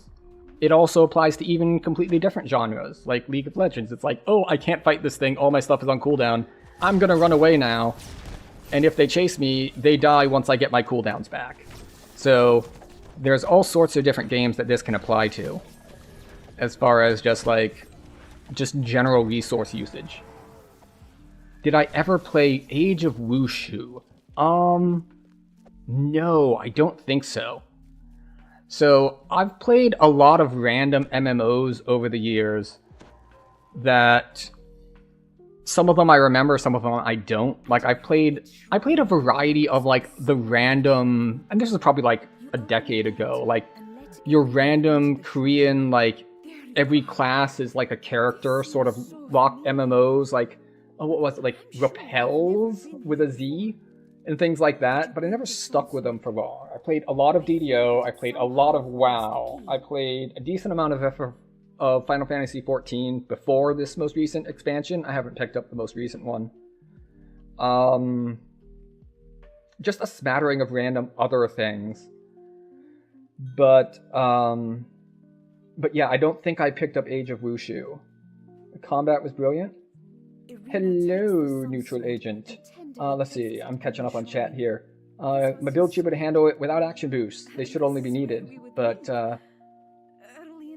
yeah, I can see why you get that association, but the other side of that is, well, action boosts are part of your build. You spent points on them. In fact, one of the biggest reasons to be Inquisitive is for that, and one of the biggest splashes on pretty much every single melee is into Vistani Knife Fighter for haste boost. So, especially if you're spending extra enhancement points on them, it's part of the build. It's there to be used. But yeah, so Age of Wushu had brilliant combat, and it's a shadow of what it used to be. That is unfortunate. There's a lot of that terrible management stuff going on. But yeah, it's... What was another one I randomly played? It was, oh hell, it was... that it had more action-based and combo-based combat. And it's slipping my mind now. It was one of the ones that Nexon published. And Nexon is well known for shooting things in the foot, face, etc. It's... Although their problems are often more like monetization and being super predatory and all that. But Vindictus? No, it wasn't Vindictus. It was a different one. Let's see, I think the first, like, raid when the level cap was, like, 20 was a bunch of Minotaurs. And there was an annoying character named David who eventually basically disappeared when after, like, several expansions, they streamlined the main story quest. Because all his stuff, like, was, like, side quests, and it just got removed from the main track. And... I picked up Vindictus for like 2 days. Like, I remember downloading it and playing it, and it didn't really just catch me.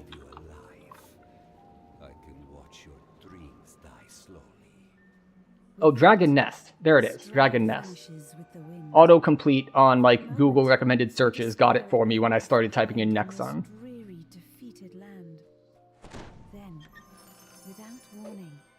The sun sword blazes forth with a warm. Not familiar with that one? light. Yeah, it's... You pick up I don't the even know if sun it's still sword. live.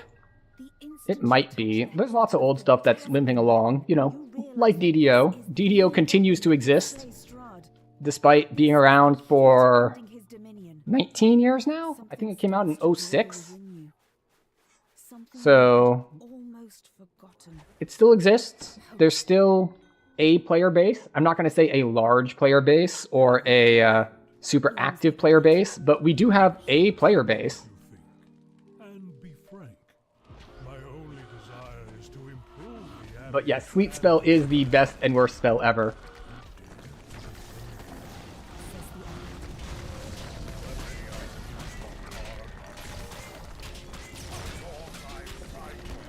I did find a lot of use for Sleet Storm when I did a, let's see, when I did a Wizard, not Inquisitive, Eldritch Knight for soloing Temple of Elemental Evil before the redo, because while lots of stuff bypasses stuff like displacement, like they have true seeing, it doesn't matter if you have displacement up, there are certain effects that, The abbot falls to his and I believe Sleet Storm is one of them, that just affect them with no save.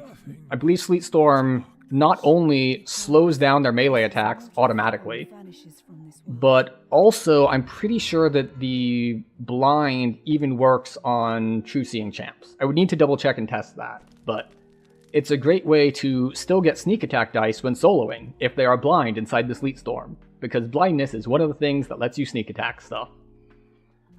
So it's very handy for that regard. Of course, if you cast it in your party and people don't have freedom of movement, well, they're going to have a bad time. But by the time you're at cap, most people should have freedom of movement. Of course, if you're a druid, you can fix that problem yourself by casting freedom of movement on them.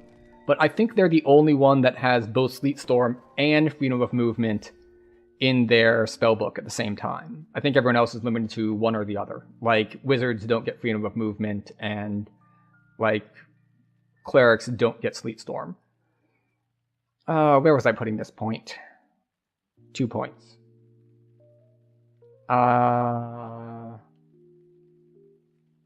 There. And there. Why not? Yes. Yes. We'll go with that. Okay, so that is all of Ravenloft. We are level 28, rank 36. I think we're going to turn in sagas. So, take me to Blood on the Vine Tavern. Actually, this saga is a legendary saga, so we're not going to get XP for it. We're going to get cards. Hello, cards. I don't even know if I need that kind of cards. Freedom of movement is common these days. It was more of a problem in the past. How long in the past? Because even like Ravenloft, like you've got the boots in Ravenloft that have permanent freedom of movement. But I realize that that's not everywhere. We're going to turn in sagas and see how much we need left to cap. Actually, we also have the Giant Hold saga that we just finished up earlier this stream.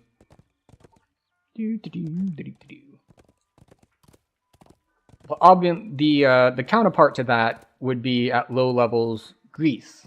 Now, Grease is a different matter entirely, because you get that spell long before people normally have freedom of movement. Oh, wait, I'm not leveling, I'm turning in sagas.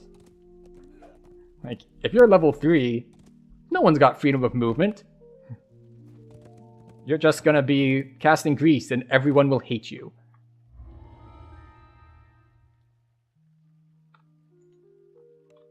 Okay. I would like my experience, please. How about you? Alright, we get this one as well. I think we don't get this one. This one has, like, everything in it.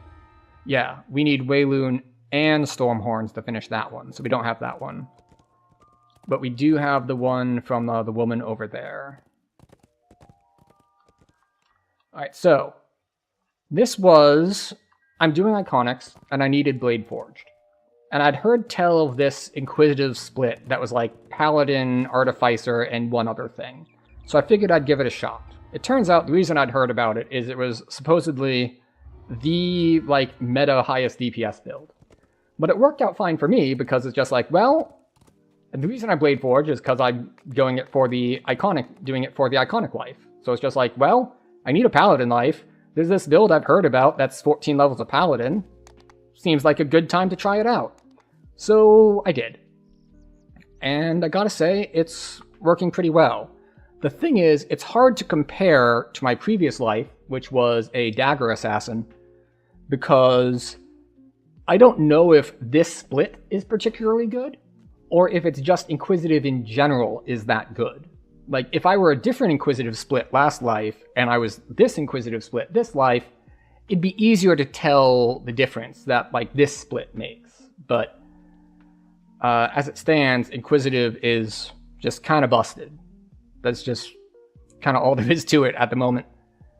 But okay, so we turned in our sagas. We don't have nearly enough to level. We need like 3 more things. Inquisitive was, I think, it was busted on release. And then it was... Let's see.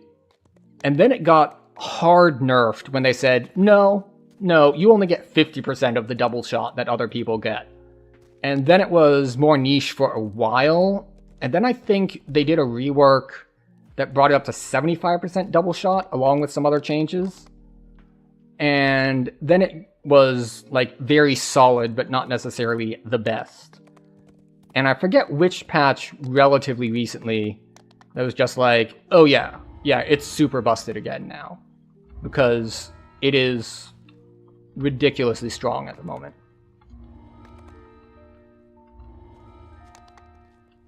So, let's see. I think we'll do Wayloon here. Because we're level 28, so that seems like a good time to do it.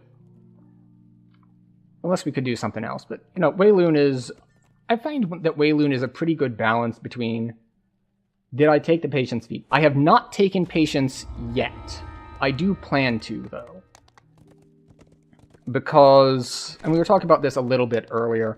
Because the nerf to Inquisitive... Or, well... Then we'll say a nerf that affects Inquisitive. Technically, it's a nerf to all crossbow users, but I'm not seeing a lot of, like, rogue great crossbows around. It's mostly just Inquisitive using crossbows. Well, I guess there are repeater builds around as well, but...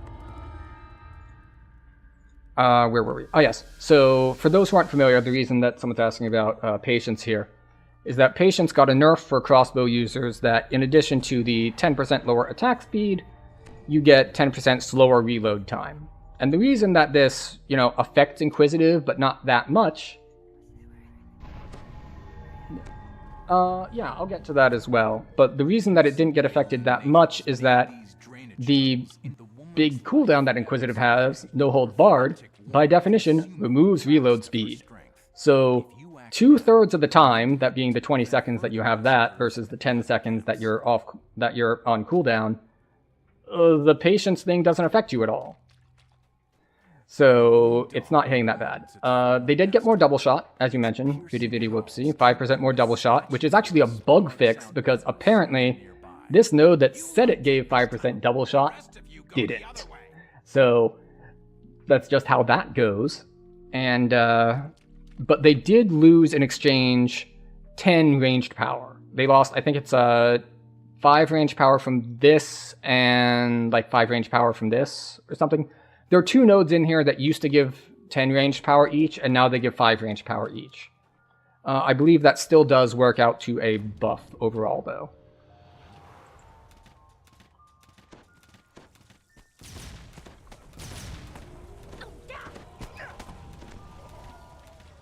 So, but yeah, I think overall it should be neutral-ish, I think. I haven't run numbers. Excuse you, I used an active attack that should have hit AoE. There we go. Remnants. We'll go to AoE. We're not standing still long enough to build stacks.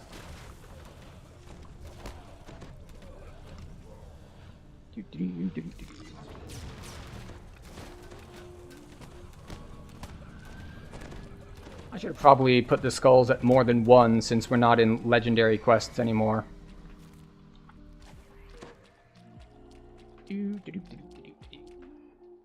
But yeah, so a little bit more double shot, less range power. Like, let's see, my stats currently self-buffed in Reaper. Like, no Archer's Focus stacks. 140...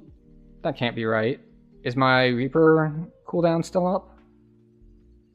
Yeah, there we go. 112 double shot and 180 ranged power.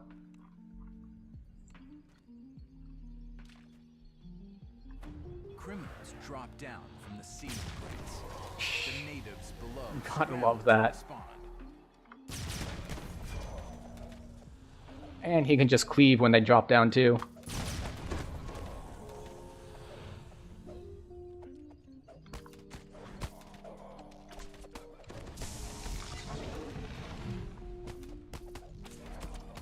I should just take the points out of that. I don't know what it is, like if it's just an Inquisitive bug or what, but this ability, like, just like doesn't work most of the time. The Arrow of Discord, and, like, there's a couple things going on. One, it just has a terribly long animation. Like, you stop what you're doing, you pull out just one crossbow, and you dramatically pose before you shoot. And half the time it doesn't even shoot. I don't know if that's just on Inquisitive or if it affects bow users as well, but it's just... I don't think it's worth the points for as infrequently as it actually works, and for just how the animation is so slow. Like, I could do 3 other shots in the same time. Like, yeah, landing an AoE stun is great, but, you know, maybe if I'm in a situation where I need an AoE stun, I need that stun to come out without a super long animation, and I need it to come out, you know, reliably. Like, if I need the stun, I don't want it to be an ability that just straight up doesn't work half the time. Okay, we need to cover this side.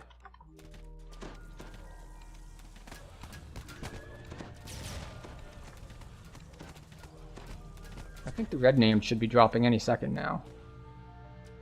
Oh, there she is. She's already down. And our party member has already mostly killed her.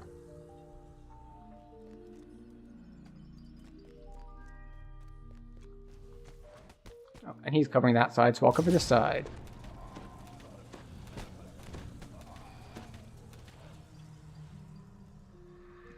Easy enough, now that the middles are taken care of. Take down the barricade so you can proceed. Excellent. These quests go so much easier with a duo, though. Especially ones like that, where it's like, cover guys on both sides. It's like, well, I can do that relatively easily as ranged, but it's just way nicer and smoother to have someone else in party. I have the crests, so I'm going to unlock these. And I'm going to do traps while he goes ahead. But, you know, I wasn't going to sit here doing traps while I have the crests in inventory and the door is locked. That's basically just trolling at that point. The funny thing is, I've played a lot of Inquisitive builds over the years, but this one is a bit different because a lot of the times in the past, I have prioritized getting a lot of dice, like a lot of imbue dice. So I'd play like Alchemist Inquisitive, Wizard Inquisitive, you know, ones that get a whole lot of extra dice. So you got like 40 something imbue dice. Whereas this one, we're at 17 at the moment. And obviously that'll go up once we hit endgame and we put on like, alright, we got 3 from a set bonus and 1 from a gem, and, you know, so on and so forth. But I do like how they changed this end fight to make her invulnerable when there are ads up. It gives it just like a little bit of mechanics to it instead of just like AoE her down with all of her friends. I think more fights in DDO could use some sort of mechanic to it besides DPS race. Although almost any mechanic can be trivialized if you DPS it hard enough. You are welcome to use And this is true for many different games. and recover from Like, if we're talking WoW and Ragnaros, like, there was a fixed timer for when he would do his ad phase. And having enough DPS to kill him before the second ad phase was a big deal for, like, making that quest or that raid much, much easier. The same with Final Fantasy XIV raids. You need to being able to skip boss phases if you do enough damage is incredibly strong. a mysterious voice calls out. What kind of fools do you take us for? A child. I'll teach you. Still alive? A voice Oh, calls that was a Plague Reaper, so my heal hits for 24 after being in Reaper 1, hit by a Plague Reaper. God, don't delay. Oh, they're already dead. If you waste my time, they fight each other. And over the Stop debuffing me. then I get my pick of the litter. taunts the mysterious I am voice behind, from a nearby but that is to be expected. Our party member here is a barbarian. He is faster than me.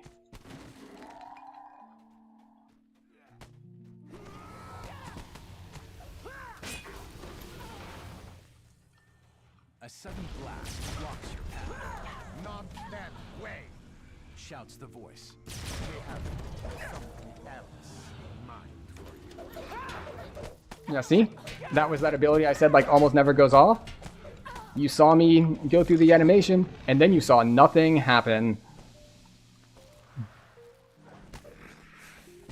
No damage, no crowd control, nothing.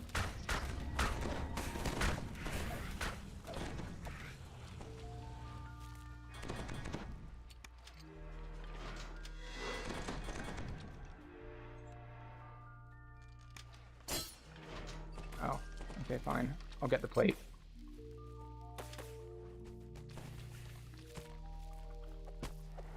Let's see.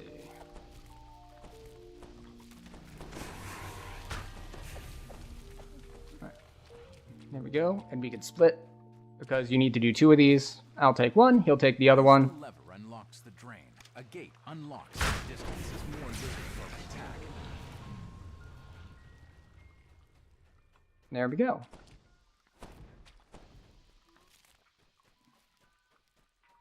And I think it's this way. Now you might have noticed I'm not hitting no holds barred as much, and I'm going to end with like all of my charges. But part of that is because we're not in as hard a difficulty, and everything just kind of is getting one shot. So it's like I could, if I wanted to technically clear faster, but the difference is not that high. There, Charlotte has brought you to me, so you can play your part in her plan.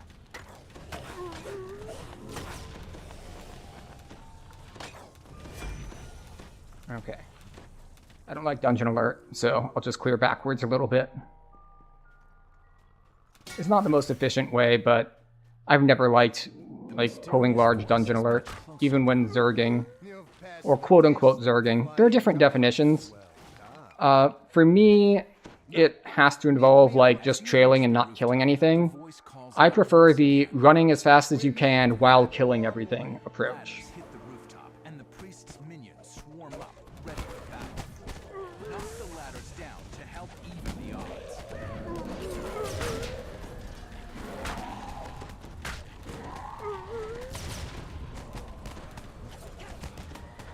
Now that the priest is Oh, dead, that's a Fear Reaper. rescue any of your allies that still live. There we go. Like, you could do what the DM says and knock down the ladders so you don't get as many ads, or you can hit DPS cooldowns and kill everything. And well. Now, to help yourself to the mad priest's hoard of treasure. So, actually, I did forget to turn in the Giant Hold Saga. So, by the end of this quest line, and I think that'll I don't think that gives us another saga to complete, but we get all the experience from Wayloon, including Through a Mirror Darkly, which is just a big pile of XP. So we'll get that, we'll get the Giant Hold turn-in, or the Giant Hold Saga turn-in, and I think that might get us there, since we're rank 38, and we've got like 3 quests to go. I'm trying to remember what the XP numbers are that you're looking for. Because it's, let's see, we're at, what is it, 8.25 million? 8.5 million?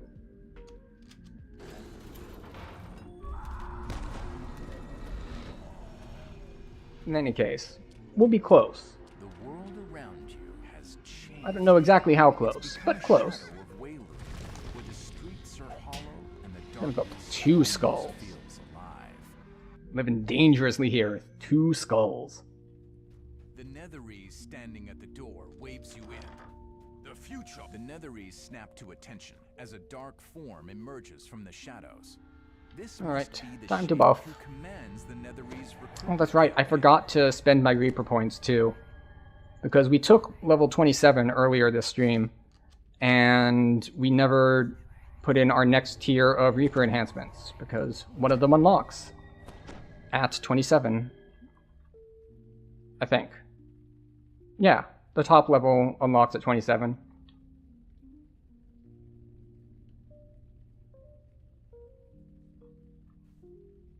The Shade vanishes back into its tower retreat. You might learn how to reach the general by questioning the recruit.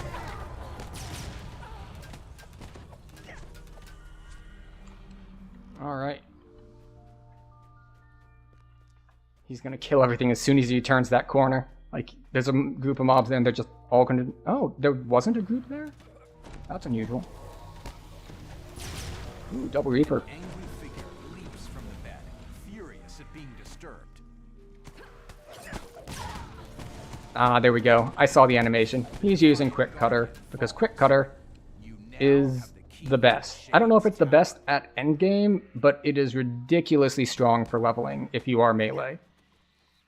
Like, unless you're going for something really specific, like some effect that you really want off of another one, if you want just raw power, Quick Cutter is your option for melee.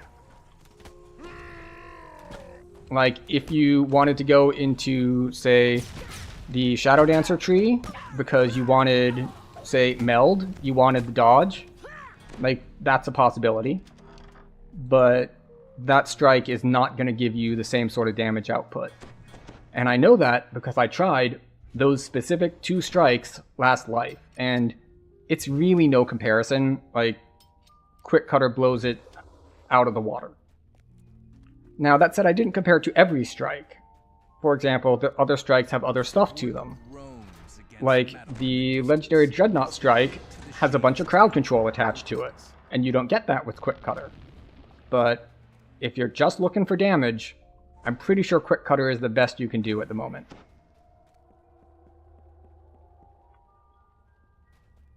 Stairs lead up to the tower where the Shade General dwells.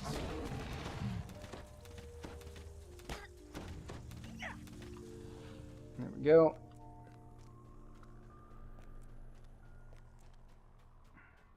I don't know what this does. I feel like lighting these should do something with, like, the fact that you're fighting shadows. But I don't know if it actually does or not.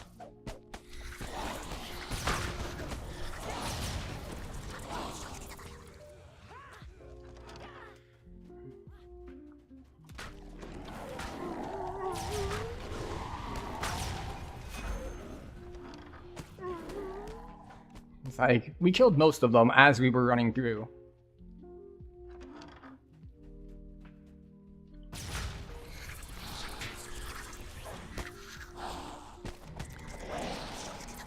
Alright. Here. Mist drips out of a dark and foreboding mirror. Alright, we had some enjoins. We'll probably wait up a sec for them to actually zone in. Oh, looks like Twitch is going to be running an ad here in a second anyway. We run ads the recommended amount by Twitch so that they do not inflict extra ads upon people when they click on the stream. They heavily encourage this to happen. So it's 3 minutes of ads per hour. So this is a 2.5 minute ad block. And if we are soloing, we stop playing and just kind of chill and wait and get a drink and stretch our legs. As we are in a party, I'm not going to wait for I'm not going to tell the whole party to wait for this ad to finish.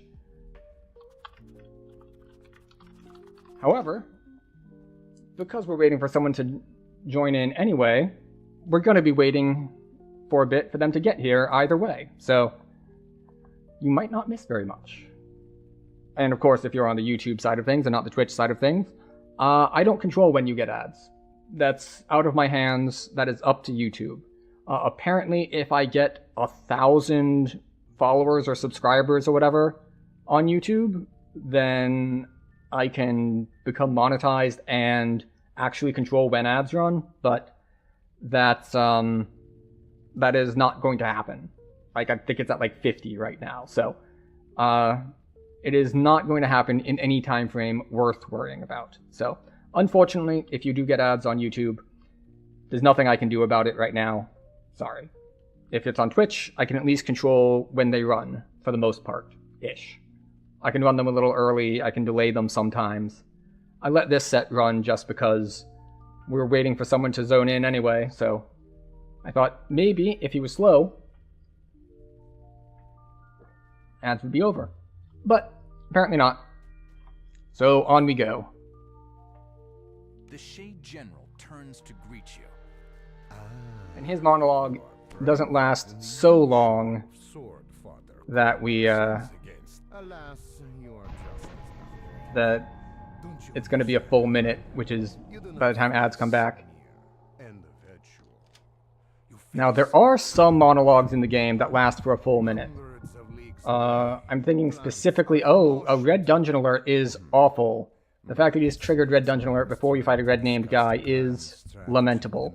Because red dungeon alert and end bosses do not mix well. He's killed some, so it's down to orange, but he's got a lot of damage reduction now because of that. The Shade breaks off his attack. All things that walk the Shadowfell serve me, as do the things that...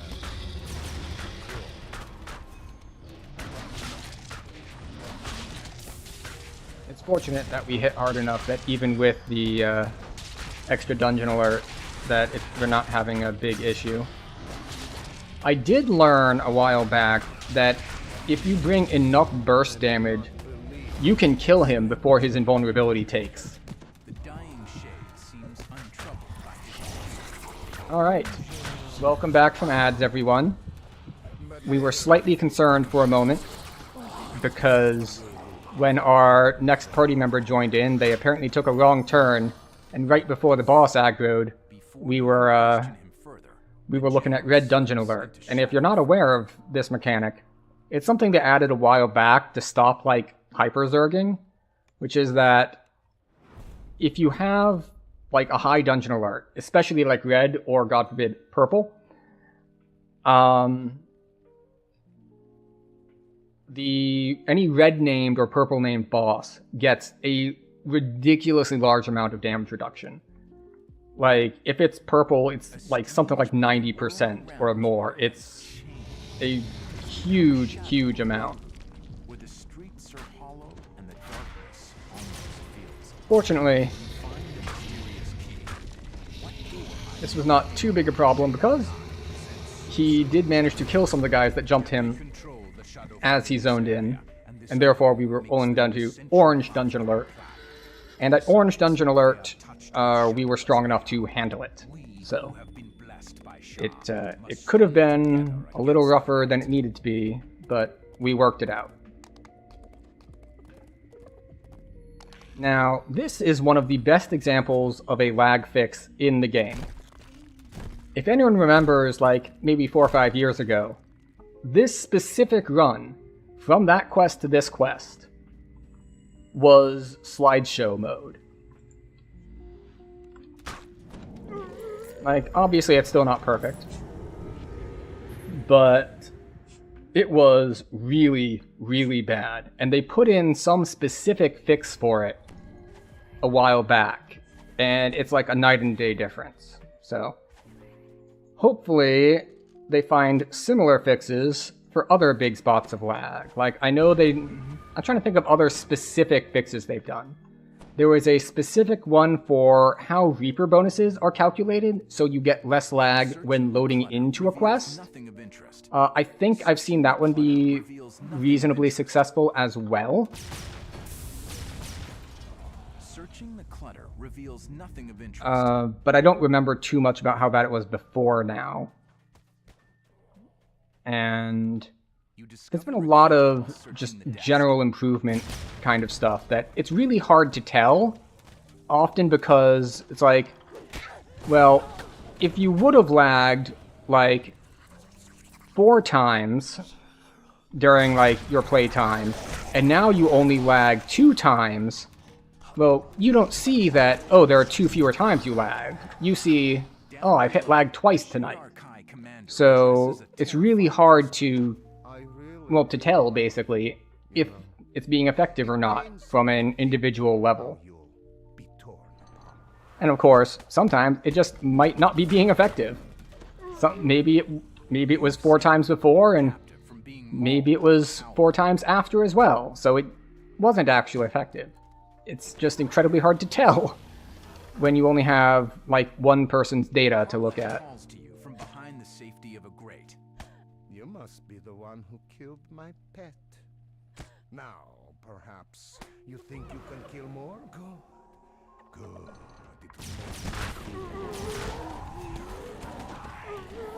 There we go, and I get to open the doors because he has a dot on him. So yeah, see? He tried to open that door, but he got interrupted by the fact that he is bleeding.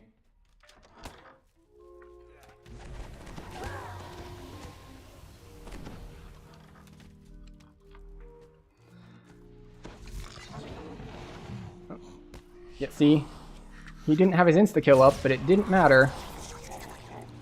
Because he had his cleave available. It's on a pretty short cooldown. I think it's like 6 seconds. One of the gargoyles move. So it's pretty solid.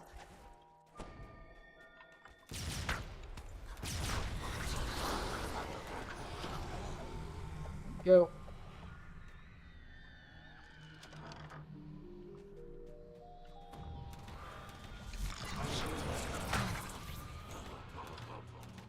Alright, you found the person? No? Oh, there she is.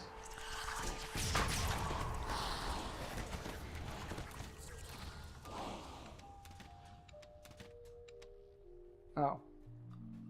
Okay.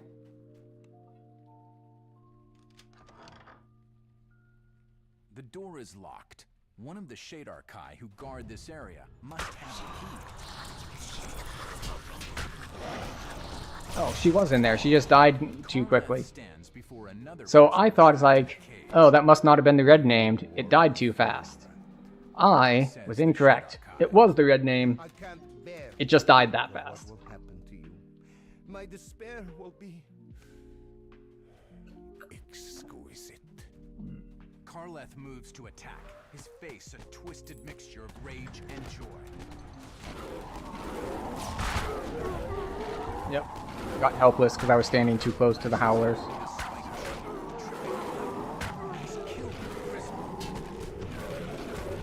I have no wisdom.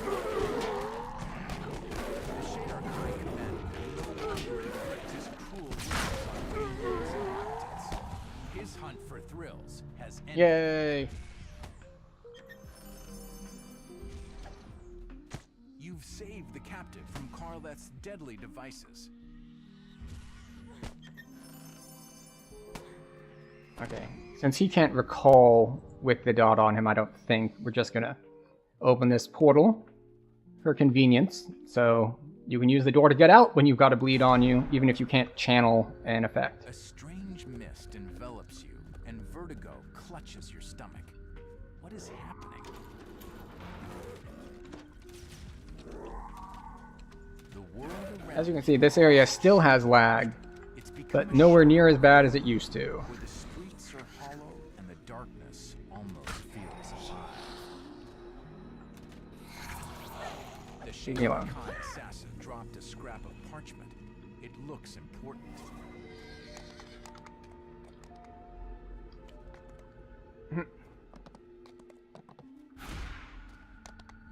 That's interesting. I hadn't seen that before. That it drops a scrap of paper and it's like has you targeted as like to assassinate.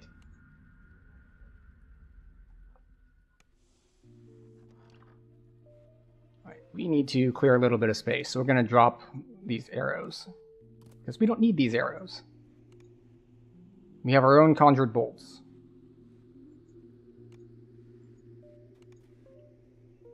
And that should be enough space. We're just gonna cast our buffs, and then we'll get our mirror out. I'm not gonna do the quick swap method just because it annoys me. Like, it has like some lag associated with it. But I will show it, just in case you're not familiar with it. So, where's our mirror? There it is. You know how when you click, you can drag it to your bars, and you click on it, and you go through an animation and whatnot. Or, you can do that. And you pass immediately. So, if you ever got annoyed with, like, oh, I have to do this, that, and the other, well, be annoyed no more.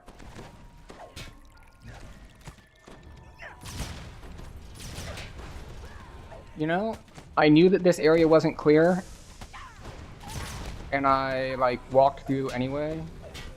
So if I died there, that was entirely on me. Like, I knew that the area wasn't clear, because I had to open the door. Oh, I thought I had channeled that already. In any case. Shadow Orb.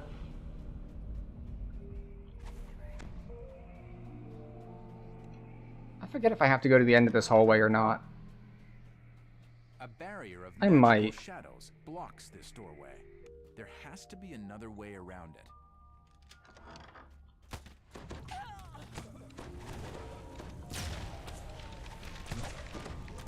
There we go. Got our improved precise shot going. Yeah, okay. There is one here. So we do need to go to the end before we go upstairs. Then we come back to go upstairs, and everything's all hunky-dory.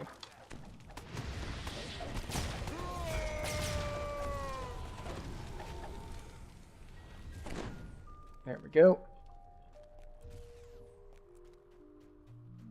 I'm gonna need to recast prayer at some point. This door has been blocked off. You will have to find a shade appears from out of the darkness. She seems to have been expecting you.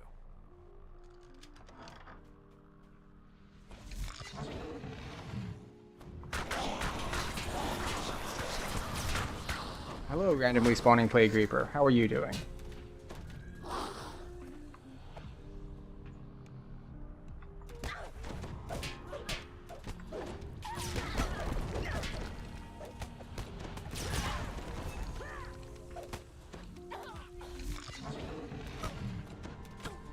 Yep. Let me do this. You can deliver the final blow. Alright. Or place And we get the light light orb. orbs on their pedestals And a chest. to grant further access. Now that you have all of the shadow, a cluster of glowing eyes darts in the darkness, betraying a shadow beholder's hiding spot. Alright. We did one side. Our barbarian friend here did the other side. The shadow beholder bellows And in agony as he dissipates back into the darkness. he did the shadow side, or the shadow beholder optional.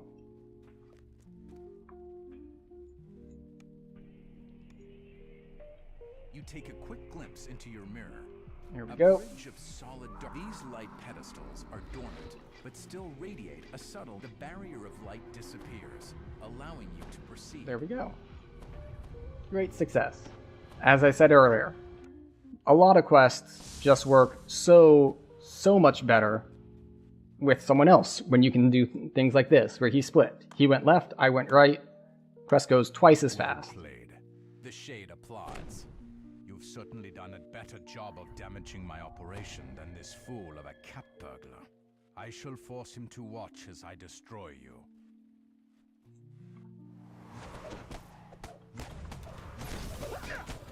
Tiberius laughs as he draws a protective spell around himself. Simpletons. My sorcery allows me to exist in both light and shadow at once. Oh, he's standing so close to me that like just none of my attacks are hitting, At the same time. which is super annoying.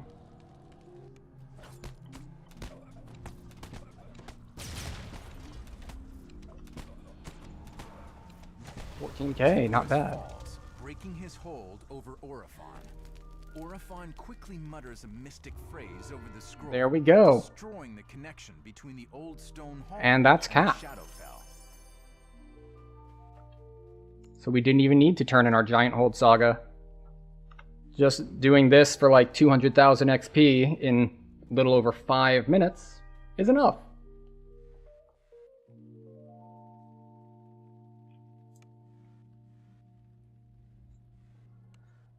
And we get to recall.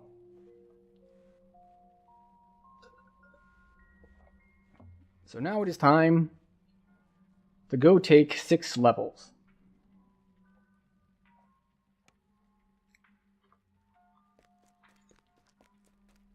Alright. Unfortunately, there's a Fate Spinner in Evening Star.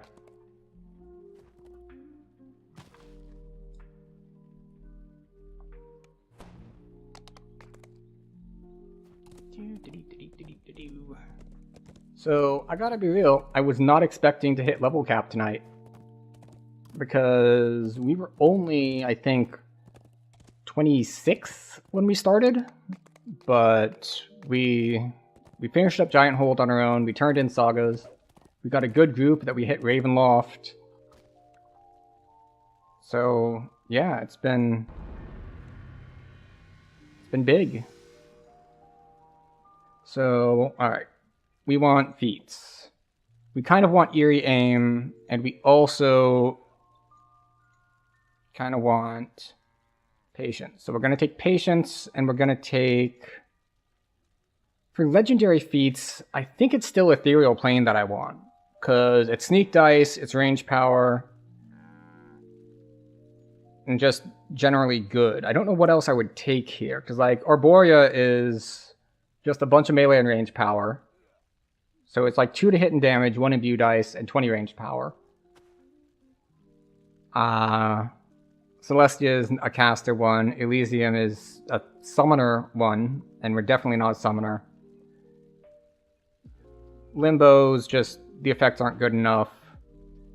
Mechanist, again, we don't do enough repairing and rusting stuff to deal with that.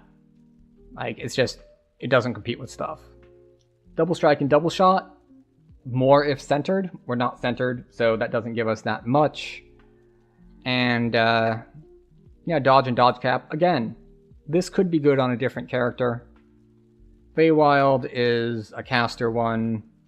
Air, Earth, Fire, and Water are, again, all casters. We could take them for the imbue dice. Like, Earth is imbue dice and 20 PRR.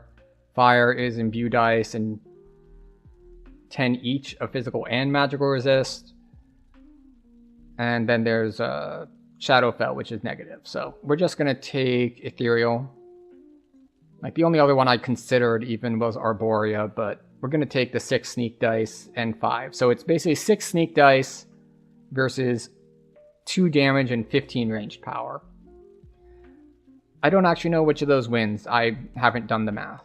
Something strange has been sighted off the coast of Stonebridge, the mysterious Isle of Dread. Okay. Destiny feats. Stormreach Harbor to learn more about this land of We can get a Pierce.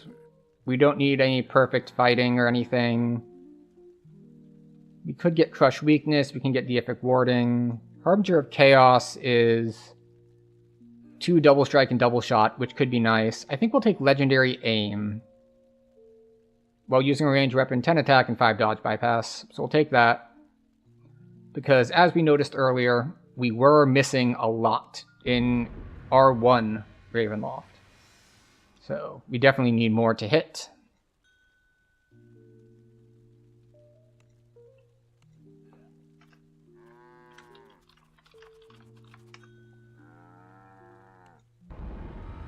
That's 32. Alright, so I think we'll take Eerie Aim. We're going to double check for other stuff that we could take, because it's some bypass and it's plus 10 attack, which is good. We could take Blinding Speed for, you know, some convenience stuff, in that we don't need to worry about a speed item, but it's probably not worth it. We don't care about any of those, or those, or those. None of the master feats. Trick Shot is interesting. 40 ranged power per tumble. Probably not worth it on this character. And the other question is, would I remember to use it? But I think we'll take Eerie Aim.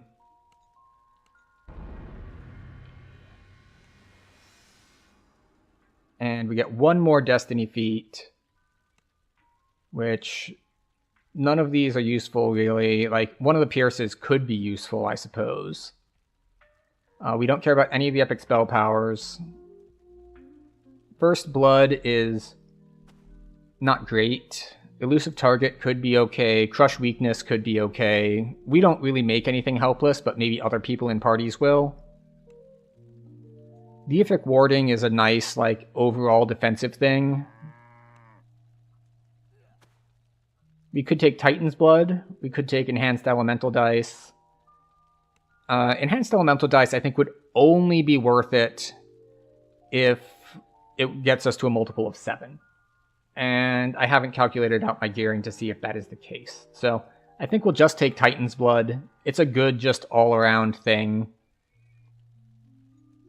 Because none of these others are super compelling. Like, we can get Pierce Adamantine or something.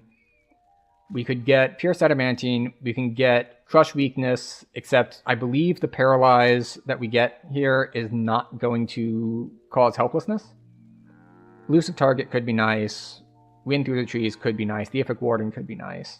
Harbinger of Chaos is 2 double shot, but we're not chaotic, so we don't get the Imbue Dice off of it. And, yeah, I think we'll just take Titan's Blood. And that is a level cap. So, what are we doing? Point there, 3 points there. Another point there. Another point there. Another point there. Except, reset this tree. We don't care that much about casting. Whereas we do want to get more of our defensive stuff. So, we do want 1 point there. We definitely want intelligence, because that is our primary stat. More intelligence. More intelligence. Alright, so that's like, we're going to have at least that many points. The question is whether or not we want to do other points. So there's nothing else we care about over here. Melee power doesn't help us. Improved tactics don't help us. Actually, it will. It gives our Sunder 1 more DC here, because that goes off of Sunder DCs. So we've got that. And then we've got all the charges here, so we don't really care anything more about this tree, which means we can just pick up more spell power here. Technically, it would be more health if I put the 4 points into these instead, but we don't actually care that much about that. Because at this point, we're already at, let's see, 50 times 8, that's about 430, plus 60 times 4, which is about 250. So 250 and 450, so we're at about 700, I guess, just like napkin math. So another like 15-ish here and there isn't going to affect us that much. But we also have a ton of points for this. So we got that. Put a point there. So we get here and here. Alright, we need to put 3 more points here. I don't really care about this. Because pin automatically applies 10 stacks of track to enemies. Okay. And if I'm doing AoE, it shouldn't be on things that need their saving throws and armor class reduced. And basically, anything that needs the debuff is going to live a long time. And if it's going to live a long time, then it's going to stack up really quickly just from me shooting it. So I don't really see the benefit of this. However, we can get, like, there's not a whole lot else in the tree we care about. Like, I guess we'll get blindness immunity and search and spot, because why not? And then we'll get inexorable advance, because it's ridiculously powerful. We'll get always in point blank shot range, plus more base attack bonus. We'll get our crit multi, and we'll get our nerve venom. Good. How many points do we have left? 7. Alright, so what over here can we get? Well, let's see. This is 30% threat reduction. That's 30% threat reduction. That's 35% threat reduction. So that's definitely an option. Like, we definitely want this 4th one, not because of the actual thing it does with, like, shout and whatnot, because we're not using those. So we're not going to get any healing off of that. However, what we do get is the ranged power and stuff off of it. So we have 3 more points. And basically our choices are Pierce the Gloom and Great Ballads of War. So Great Ballads of War is 3 to attack and damage. Pierce the Gloom is, I think, basically 9 to hit. I don't know if flanking counts when you're ranged. But we're going to say that if I'm in a situation where I need to hit, it's going to be sneak attacks. So we have basically 6 hit or 3 hit and 3 damage. Unless one of these others is gooder. Like immune to charisma damage, don't care. And we're not in the mantle, so the other part doesn't do anything. This is some basic stats. Like, we can get +1 to some stats. That's not very good. We can learn Greater Shout, which is not super useful. We don't have the spell power for it anyway. And we can get, like, free meta magics, which is, again, not really useful. Like, we can get Extend cast on everything for free. We can get, you don't need to use components. This is basically the equivalent of have 6 bag slots. That's basically what that means, because you can buy stacks of 1,000 reagents. So I think we're just going to go for 3 hit and damage.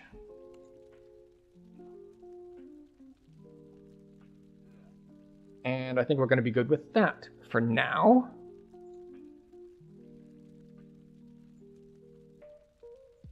I'm going to put that there. Did we get anything else? No, we did not. No more actives. Just our moment. Right, so I think that's going to be our layout. So now just standing in town with no buffs, we're at 102 double shot and 209 ranged power.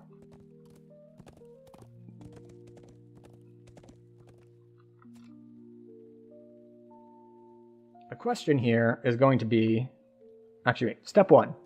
Before we start messing around with stuff in our bank, let's actually clear our bank space, or our bag space. All right.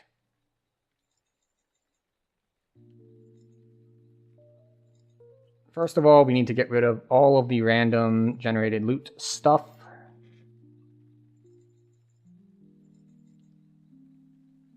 And then we'll get down to feeding stuff to weapons to get rid of all the named stuff that we don't care about.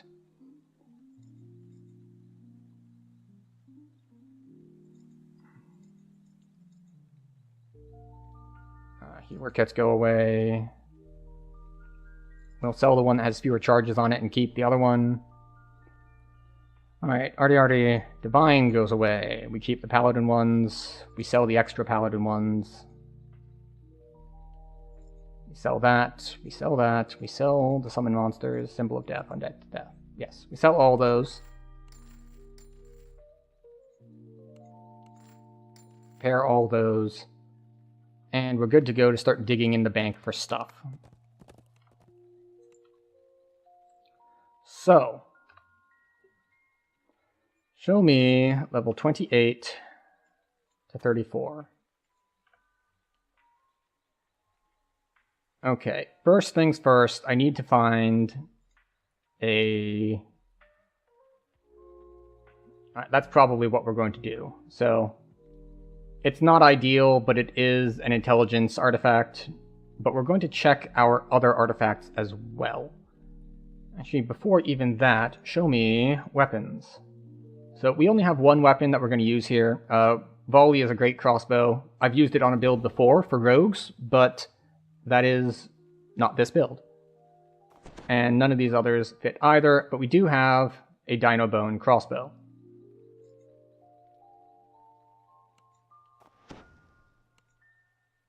Where did it go?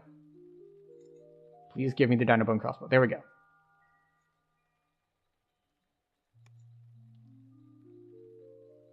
So that's right, I took the sentient gem out of it and put it into the gold curse dagger. So we're going to feed the gold curse dagger all of our blues. And we're going to have to switch over our sentience. I hope I have enough toolkits for that. But first things first. Adamantine Knuckles. Go away. Ancient Volcurum Dagger. Ooh, Mythic 2. We will keep that. We'll toss it in case of Stone Steel Shard crafting. Cool Nobility goes away. Dagger of the Fallen Age. And it's got Mythic. We might keep it. First Blood definitely goes away. Forgotten Light also goes away. Ironwood Kopesh goes away, even though it has stuff on it. Legendary Suppressive Fire goes away. Luminous Truth goes away. Morning Lord goes away. Morning Lord Shuriken. Basically, the only reason I'm mousing over these is to check for Reaper. Let's see. Rune Arm of Great Decay. We're going to keep that for now. Slaver's Hand Crossbow. I already have one of those. And Staff of the Necromancer. Alright, so all that goes away. Alright, what do we got here? Armor of Sunset. Okay, that goes onto... that's going to go over there. Legendary Disciple of Dawn goes away. Orb of Frost.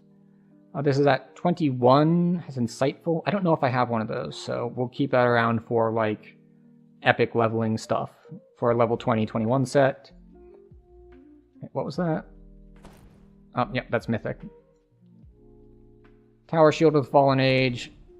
I don't care. Wearing a shield while leveling is probably a mistake in the first place. Legendary, I've already got one of these, so that can go away. Nether Grasps. Still goes away. Shade's Hood, that we just got. Goes away.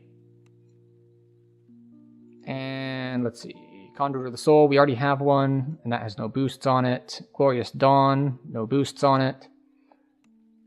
What else do we have? A new Golden Guile with Reaper on it. So we're going to lock that one so we don't accidentally destroy it. This goes away. Alright, so we sold a bunch of the blues that we don't really need. Now we're going to look for the right artifact to use. Well, okay, we're going to grab other gear as we see it along the way. So, in this case, Legendary Lucid Dreams is the best rune arm I have. So we are going to use that. And then armor, we don't have a docent, so we're going to have to dig into storage for that. eyes. Let's see. We have Berserker, which is, let's see, melee power, constitution, and damage. Unfortunately, it's not ranged power, so I don't know about that. Relentless Fury is good, though, so maybe we keep it. I don't know. We have Bright Gazes. This has Elemental Avatar and Voltaxic Experiment in it. Okay. Mask, Legendary Tinker's Goggles. Unfortunately, this is only melee alacrity, not speed, which sucks. But we're going to pull that out anyway, just in case. I'm going to use our last slot here for our just in case. Maybe we wear this gear. And this is, of course, before we even go into what could possibly be on mules and whatnot. Okay, we don't want Legendary Elder's Cap. That is a caster piece. Explorer of the Depths is not worth it. Brass Admiral is also not worth it. Titania's, you know, we've got 5 range power on it. Yay.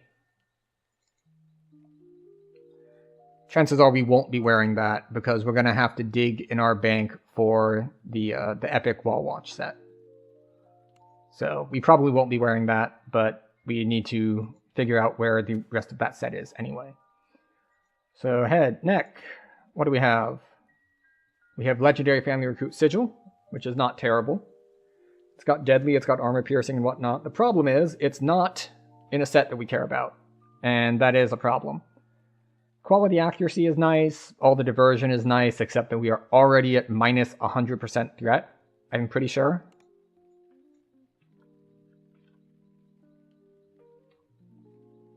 Yeah, ranged threat multiplier, 107. Now, the imbue dice aren't affected by that, but hopefully we're not doing that much damage with our imbue dice because, as we mentioned, this is not an imbue-centric build. It's more front number focused, so we don't need that. Legendary Elder's Focus doesn't help us. Rosethorn is interesting. It looks like I was using it at one point for a ranged build, because it has Crackshot Negotiator and Electrocution in it. And as you can see, Electrocution at a 3-piece bonus has imbue dice. The problem is, it's only got 3 augment slots. This one actually might only have 2, but it's easy enough to level a minor artifacts level. Dynamo necklaces, of course, are a thing. But Rune Lodestone might be the best one I have here, which is kind of sad, because, like, it's got a variety of things in it, but it's not super compelling. So we'll grab that, maybe work that into something. Trinket. Legendary Bloodstone, which I keep double-clicking instead of dragging them. Legendary Bloodstone is basically just all of the stats you want. Seeker, Deception, Accuracy, Deadly. One-stop shop for just stuff. Sapphire Spyglass. Looks like it has Wild Hunter and Treachery in it. So I did this on some sort of dex build at some point. Bottle Drainstorm, not applicable to this build. Legendary Dragon's Eye, not applicable. See, this has Intelligence and Improved Deception on it, but it's one, part of a Saltmarsh set, and 2, it's the wrong level, basically. So chances of us using any of these other trinkets are slim to none, particularly on this build. Cloaks. We will take our Spell Absorb Cloak out. Not necessarily like full time, but as a swap. Legendary Cloak of Winter is going to be just a solid thing to wear for defenses, so we've got that going for us. Waist, Legendary Belt of Bold Brilliance, very, very good. It gives me my Insightful Intelligence, it's got the Profane 3, it's got my Profane Physical Reduction in it. It's just very, very nice. I can just straight up replace mine right now. No questions asked. Do I have any... The other thing I'm doing here is I'm checking for missing filigree. The thing is that I probably have Raid Filigree sitting in something. There it is. This one, my Charisma Dinosaur Bone Ring, has a Raid Filigree in it that I probably need to grab out of it. Oh no, it doesn't. It has 4 slots in it, so it has Treachery and Sucker, but it has a rare attack and damage, Sucker Punch, next fall melee power, Dreadman. Okay. Well, it's got Filigree in it that I probably want to pull out. Ring of the Kraken has Bend Fate, Eye of the Beholder, and Auto's Irreparable Power. This was clearly for a caster, so we're not going to bother getting that out. I don't know if I'm going to use this for extra action boosts. I know that there is a augment that can give them to you now, but I haven't gotten one, so I can't use it because I don't have it. We will pull out the Bounding of Lightning, I guess? Because we don't need Bounding of Acid because we have it on our Dino Bone other thing. Our Dino Bone crossbow. So we don't need the acid. Hands. Legendary Hammer Fist, not important. Gloryborn, not for this build. Let's see. This has Crack Shot, Long Shadow, and Snow Peaks. So this was, again, definitely one that I used for an Inquisitive build in the past. The other Prince's Gauntlet is not leveled up. Dinobone, Magmatic, Prowess, Treachery, Long Shadow. So this was something I obviously wore for a melee build. And not at the moment. Dinobone, Graves, and Gloves of Tranquility. Now, I have to save this slot for Legendary Wildwood, because I don't think I have enough of other sets to get my double shot else. Take that back 1 second.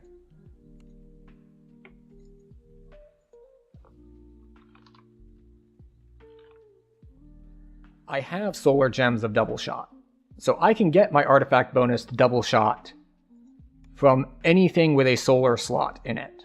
So that gives us a lot more flexibility. Of course, that does mean I want, my ranged power one elsewhere as well. But do I have a ranged power?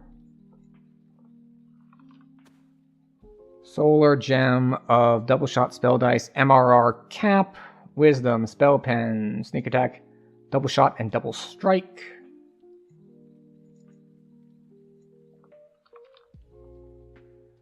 Let's see. Do we have... Alright, no. We do not have ranged power. So, we're probably going to stick with Wildwood for now. But knowing that there are better ways to get that. But for now, we're probably going to stick with that. So, feat. We have Warding with Insightful Constitution and Other Constitution. The downside to that is the legendary Deep Snow give us the Constitution and stuff, and Freedom of Movement. So we're probably going to do Deep Snow, just because it's like a straight upgrade to these, because these have Constitution, and they've got some Absorb and Freedom of Movement, but mainly this is our big Constitution piece. And Freedom of Movement, of course. As we talked about earlier, very important if people are doing things like dropping sleet storms everywhere. The Mocking Passage is not one that we care about, but the Shadow Flight is a possibility. Because it... Well, we'll see. Because it has quality intelligence on it is basically the thing. And now, if we could get a bunch of pieces of this set, it might be worth it. But I have Profane to Physical Resistance from a gem in my belt now, so it's not that big a deal. And these others aren't stats we don't care about, so we're going to skip past feet, go to wrists. Bloodbark have speed on them. We might want speed on them. This has improved deception and speed, which is something that we might want if we don't have speed elsewhere. Because, well, we want to be able to have our attack speed. We're not going to give that up. And the other stuff here is not really stuff that we're going to be looking at. We have this option for Legendary Bracers of Deafness to get us Sneak Dice and Dex and Constitution. So that is another option, because that is going to be a set bonus with the Legendary Bloodstone. But that is all for that. And then after this, we have Quivers. We will take this one. No. This one. For Blunted Ammunition. And this is why we need speed. Because we took off our Quiver of Alacrity. So we lose ranged Alacrity. We lose Striding. Now, right now we have speed 30 from our goggles. But, you know, they have Insightful Wisdom, Search, and Spot. So speed is the only thing on them. Alright, so we need to go into the bank. And we need to figure certain things out. So this Dino Bone Ring is not the one we want. We want the other one. Where's the other one? This is the Charisma one, right? No, this is the Intelligence one. Okay. So that can replace that. And then I guess we'll put on the Bound Lightning one for now. We will swap to... I guess this is just here for the Deception, and this would be here for the Relentless Fury and the Ghostly? I think I already have Ghostly otherwise. It also gives dodge. And we'll put on the Bracers of Deafness, and we'll put on our Legendary Cloak of Winter.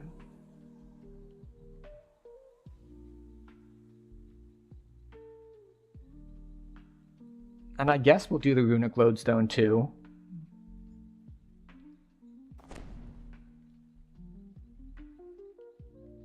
But we definitely need to pull our Wall Watch set out of the bank and then start looking around for other stuff. Because we definitely need to pull our other filigree. Because it's not going to be much of a build without having a good set of filigree on. And if we look at our stats now, we can see that we're up to the same amount of double shot because we didn't get any extra. And barely any more ranged power because we barely got any extra. Now, we did get more defenses. We should have more dodge here. Yeah, we're at 20% dodge. We're already capped. And what else did we pick up? Like, we picked up a lot of flat, like, accuracy, deadly, seeker, deception, all that stuff. But we only have 132 to attack. We don't have a ton to damage, but it's to be expected. Now, where is the other Dino Bone Ring? Did I not pull it out?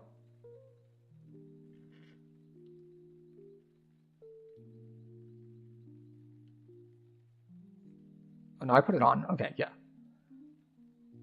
So here we have Intelligence and Profane DCs and Festive Intelligence and then Topaz of Greater Necromancy and Illusion because that's what I used it for. But, you know, we just need to pull out some of the other pieces and maybe slot in more Dreadbringer stuff. Like one more piece of Dreadbringer for melee and range power and all that jazz. The kicker is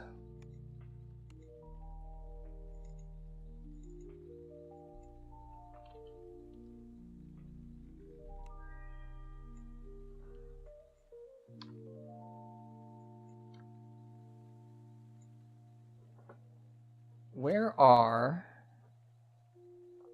my ranged power raid filigree?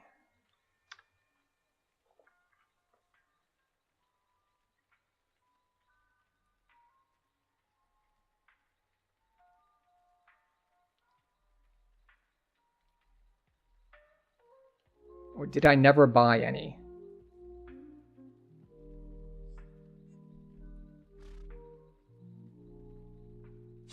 Alright, well, it appears that ads are starting soon, so we're gonna make the most of that by spending our time where we are switching between characters and all during the ad break. So as we hop back and forth forever, you will miss out on a minimal amount of things. So we're looking for wall watch stuff and some other potential pickups.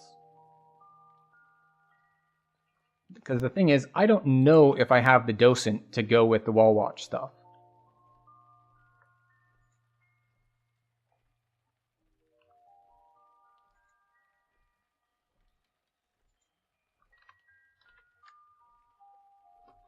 Okay, legendary wall watch circlet. Legendary wildwood gauntlets. Legendary tiara of madness.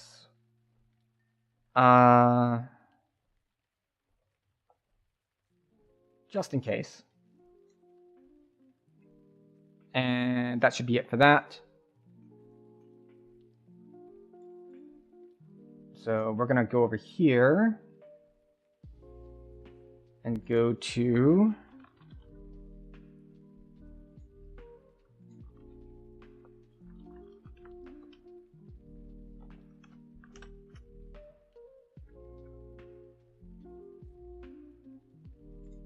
there we go.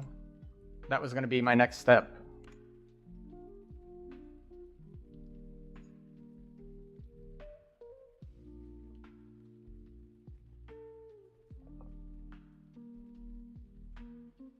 If it ever lets me log out.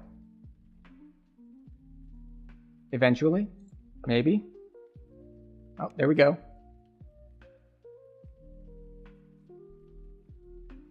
Fizz Mule Endgame. As in, level capped physical gear. He should have my wall watch docent. She? I have not kept up with the character sheets of my various bank characters. Show me slot armor. Umbral Soul, is that the one? No, that's part of the family.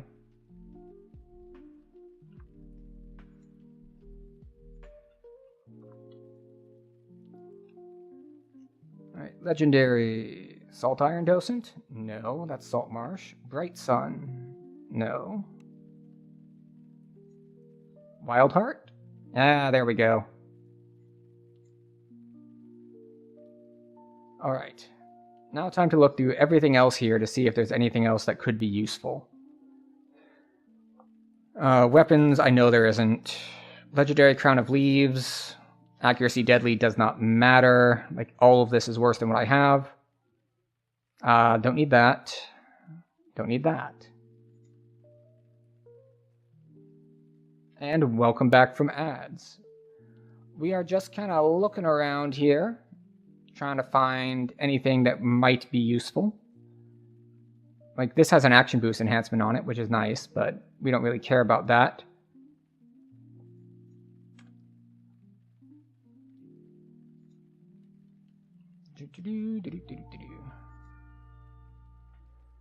Okay, and then we come over here. We don't care about the armor slot, the weapon slot. Obviously, these are not crossbows. Rune arms. We have options, but I don't think any of them are better than our current one. Eyes. Just Fear Gaze. Don't care about that. Head. Umber Brim. Again, not good enough. Neck. Interesting. Unfortunately, it is only melee alacrity. So, our next slot is not looking very good. Trinkets. Not better than ours. Cloaks. Shadow Hail.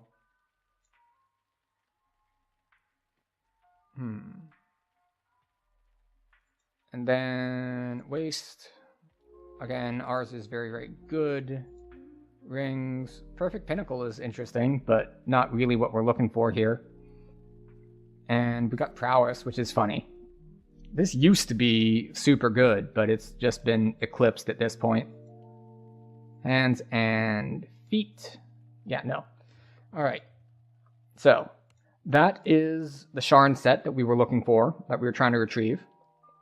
Next up, we're going to go look at our holder for some of our more recent expansions, see if there's anything we stashed over there that we might want. Of particular note would be like the archery cape out of Vecna.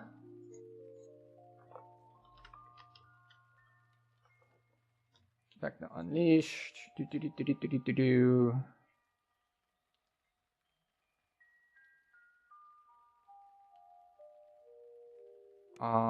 Where are we? That one. Alright, this one.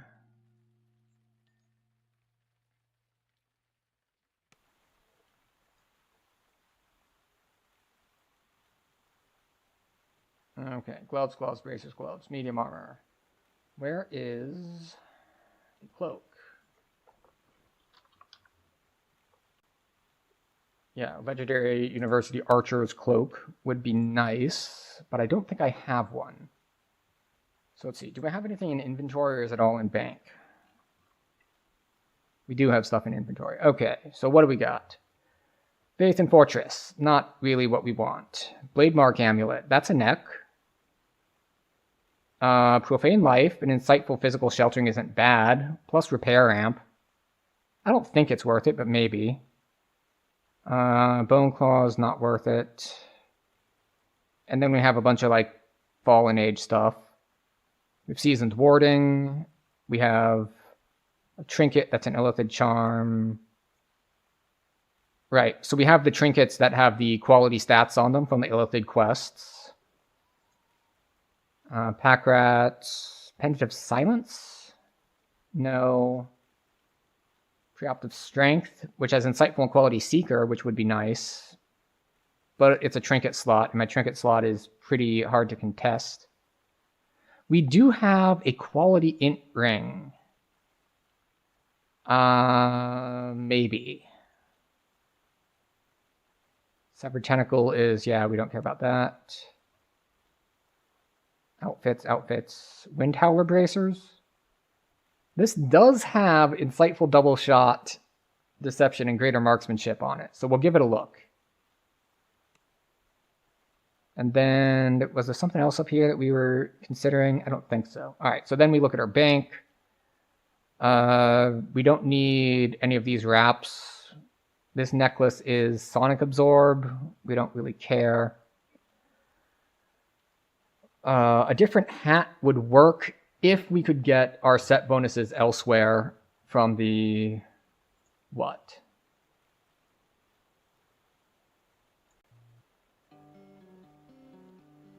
What are we trying to get our set bonuses from? If we manage to get them from augments instead of Wall Watch, then this would be better. But we can't, so we won't. What is this? Charisma, Altered Soul, blah, blah, blah, blah, blah. These are just the different signets. Library card. Insightful spell focus and all, but not useful to me. Skeleton key. 21 to open lock. And exceptional bonus to open lock and stuff. We don't need that. Wisdom trinket. Mage hat. Okay. So nothing else here that I think we're looking for.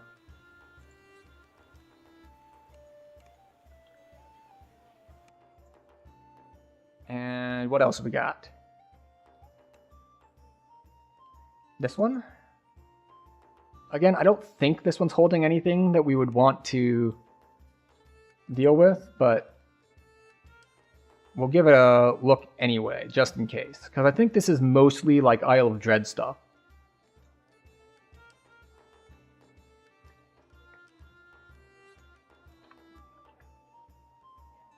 Yeah, okay, so we've got weapons that we don't care about. Alright, we have Crushing Wave, which, you know, it's got Fortification and Displacement on it, so... Displacement of the Locust, which is the wrong spell, the wrong things for us. What is this? No. He's got int, but we don't really care about the rest. Again, insightful int, but it's got profane, like, caster stuff on it, so not really what we're looking for, and again, not really what we're looking for. Blue Raptor Feather is nice. Sheltering, resistance, we got a Reaper one too, but again, our current trinket is covering all of our base physical stats. Also, we have this, but unfortunately, as it is evil, it's, and we're good, we don't want to deal with debuff. That's not good for us, that's not good for us. No, and the Signet Rings are not helpful to us either, those are caster gear. So here's where I've stashed all of my Dino Bone blanks. You know, we've got a quarterstaff, we've got this, that, and the other. But also, we'll go through it by type. So, shields, nothing really here that works. Rune arms, we have an old Ironside, then we have a cooling mechanism. But again, we're not too pressed for that because we have a decent raid rune arm. Armor, any docents in here? That's not a legendary docent, so we don't really care about that. And eyes. Crushing Wave, no. Enlightenment, no. Sniper Sights, oh, not legendary. Not legendary, and Eternal Flame is not what we want either. Heads. No. And no. And no. None of that. Necklaces, again, this is caster gear. Trinkets. What is this? Oh, Combat Mastery. Neat. If we had the legendary version, it would cover speed, but, you know. Speed in the cloak slot.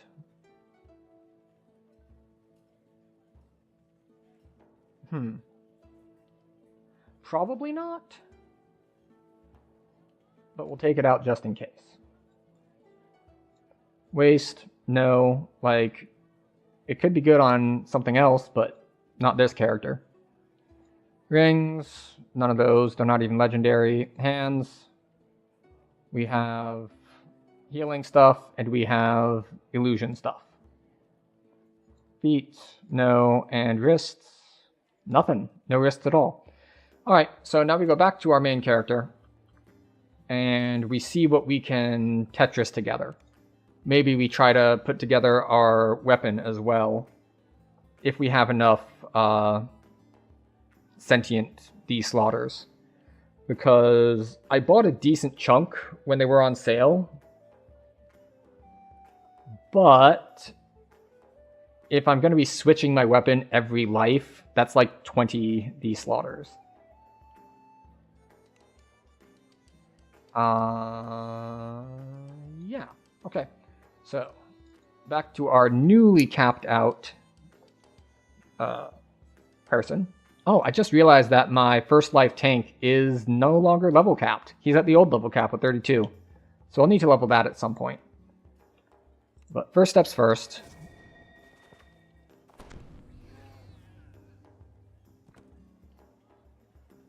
We go to the bank. And we pull out the new stuff. And we throw our old stuff in the bank here. Because we don't need any of this stuff on us anymore. This has just been like pure upgrades. So this stuff is no longer needed. Alright, so things that we know we want to put on. This. This is a swap. And this. And this. Because these are all just the legendary versions of what I'm currently wearing. So, just everything gets better. And then we toss the heroic versions in the bank. Okay, so we've got that going for us. So now we have our sneak dice, our fort bypass, our double shot, and our range power all slotted in nice and safely. We don't have any augments in these, it doesn't look like. So that's a place for improvement. And then this is a swap, of course, for trapping. Now, do we have speed anywhere in this set? I think is the problem. Because I think right now the answer is no.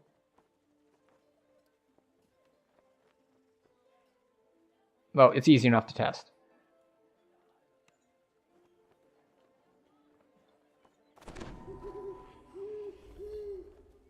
Yeah, no, we don't have any speed in this set as it stands. So we can either leave our level 20 goggles on, or we can say, okay, we don't need the 3-piece bonus. We don't need the cold absorption. We don't need legendary ice barrier, and we don't need life sealed. So we can just put on the firemouth cape and get our speed from there.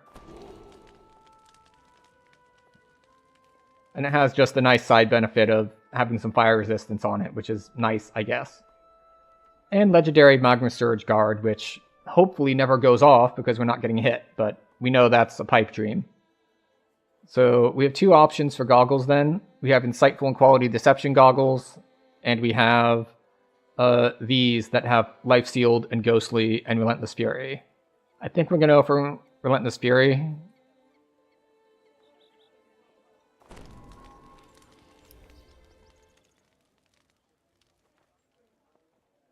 Wait, why does it give me, like, skill to move silently?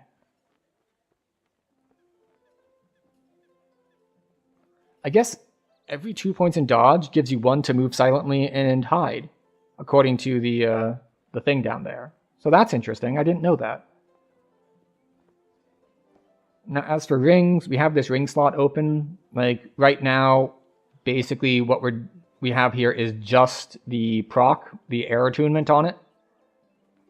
So we could instead swap in Quality Intelligence, because our intelligence is at 74 right now. So if we swap in this, it should be 77, because I don't think we have quality elsewhere. Yep, so we don't have quality. Impulse doesn't help us any. Exceptional Universal Lore is, I mean, I guess it counts for our heals. Enchantment Resist is decent. But Elemental Ring of Lightning is probably more damage? Question mark? That said, we have, let's see, this actually, the bonus to sneak attack dice doesn't stack, so we don't actually care about this set bonus as much for ranged, because we have sneak dice on Wall Watch. So we can actually put our Windhower bracers on with very little penalty, because this gives us Insightful Double Shot.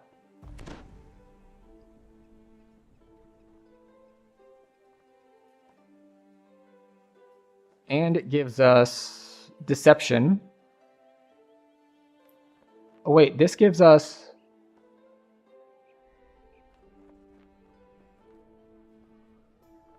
Okay, never mind. We already had Deception.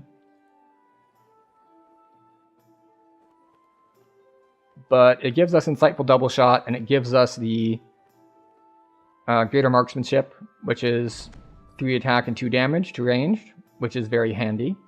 And Wind Through the Trees is nice. So that's nice overall. Now, what about our sources of int? Alright, so we have our mainline int, 14. We have Insightful. We have Quality. We have Profane. We have Festive. Those are the main ones. We don't have Artifact.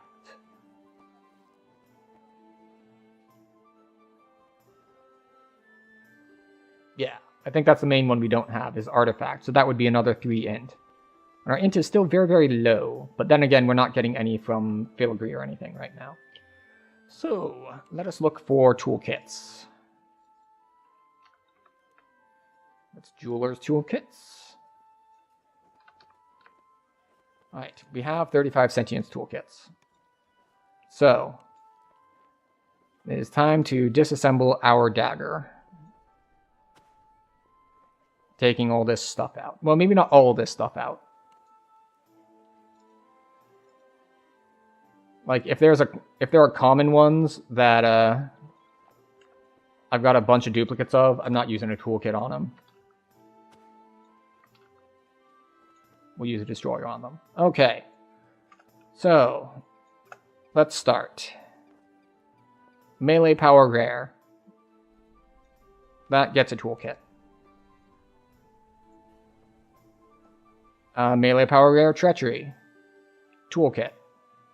Sucker Punch melee power rare.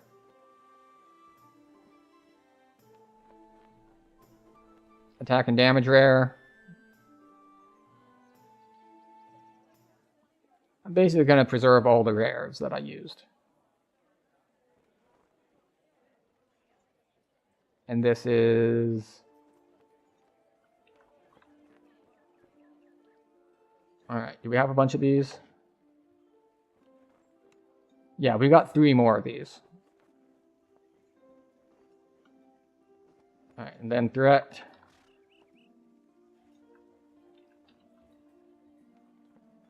I don't have any other threat reduction ones. Alright. And then we want Dreadbringer.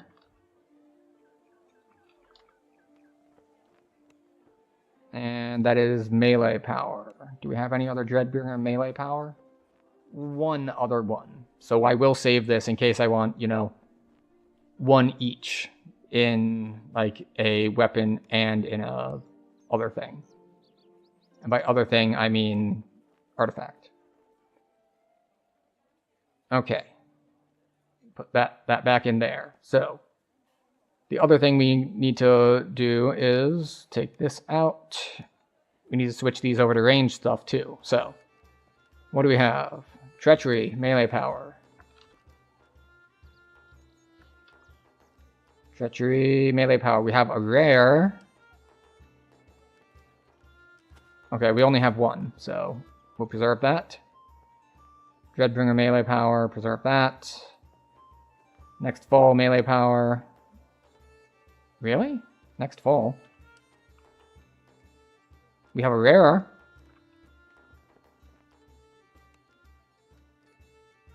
We've got 5 more next fall melee powers. And that's rare. Alright, so we're getting that out. So now the question is, what do we want to slot? So there's a couple options.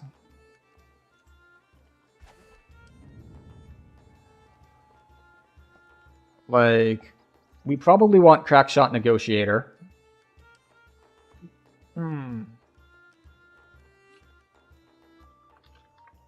Let's search for ranged power.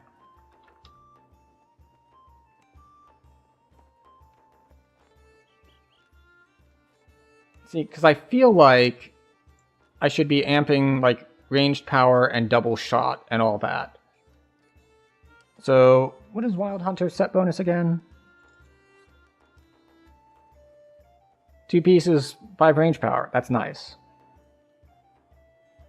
So let's actually switch our sharing thing so that we can look at some stuff together.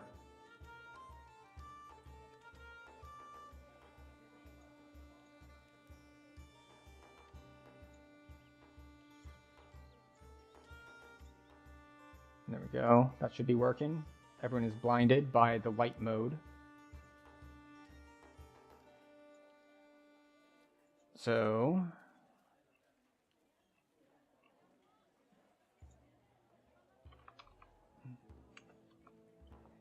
Filigree.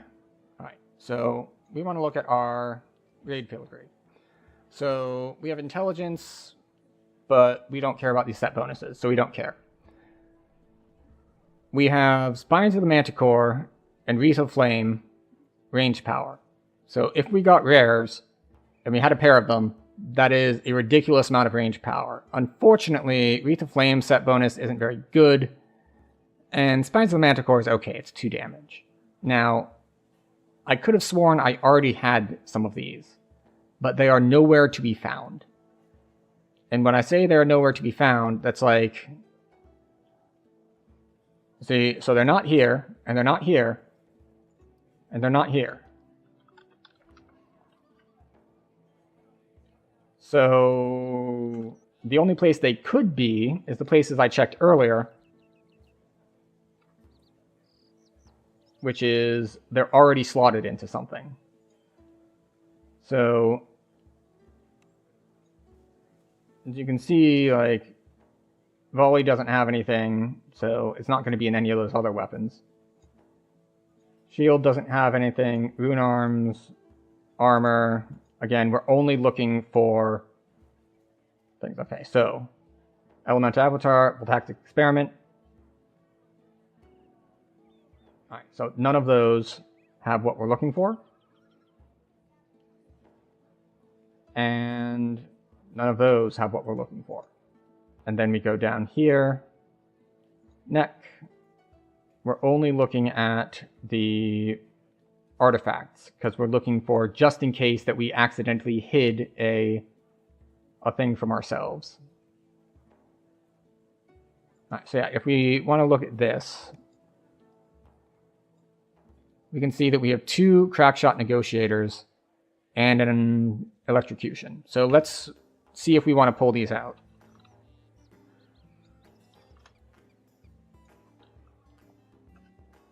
Alright, so crackshot negotiator. Charisma, diplomacy, reflex, diplomacy, and attack and damage. So we actually don't have any ranged power ones except for this one. So we definitely want to pull that one out. We have 2 other attack and damage though. So we can leave that one there. And electrocution, electric spell power.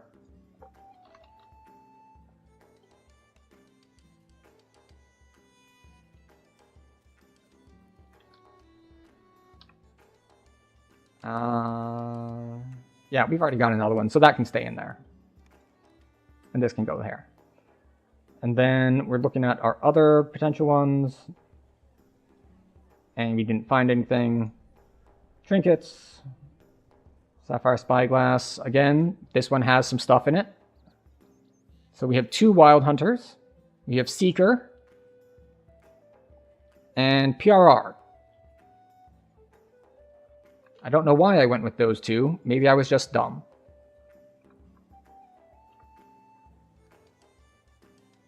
But I have 9 Seekers and 2 PRRs. So, yeah, there's no reason to pull anything out of there. We have crit confirmation on Treachery.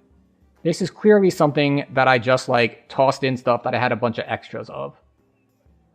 Right, nothing in there. We are again only looking for Treachery, Sucker Punch, Shattered Device.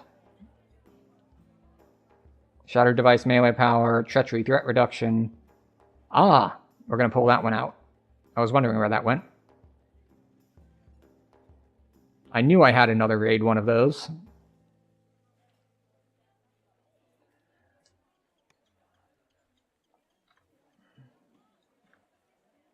Alright, which means I can give one of these back. Since one of these was gifted to me on a prior stream, as I couldn't find my second one, I can return it to them.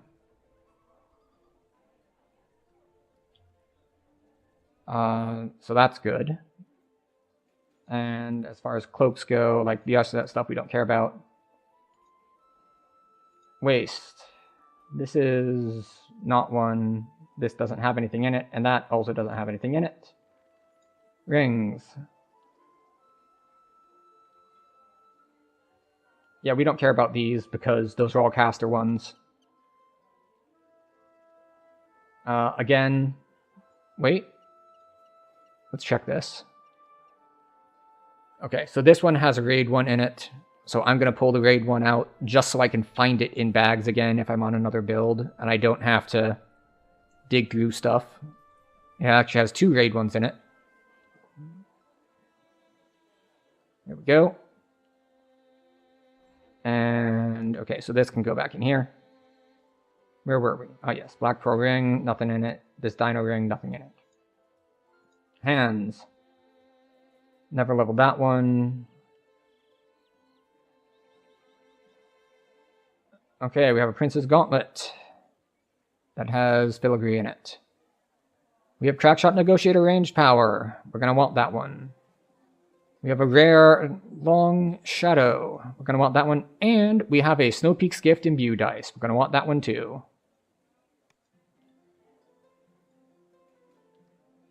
But Long Shadow is probably one we're going to do because it gives melee and range power and imbue dice. So that's pretty good for this build. And let's see. Anything in Magnetic Grasp? Yes. We have Prowess, we have Treachery. Long Shadow melee power rare. We're going to pull that out just so we can find it later. Treachery melee power.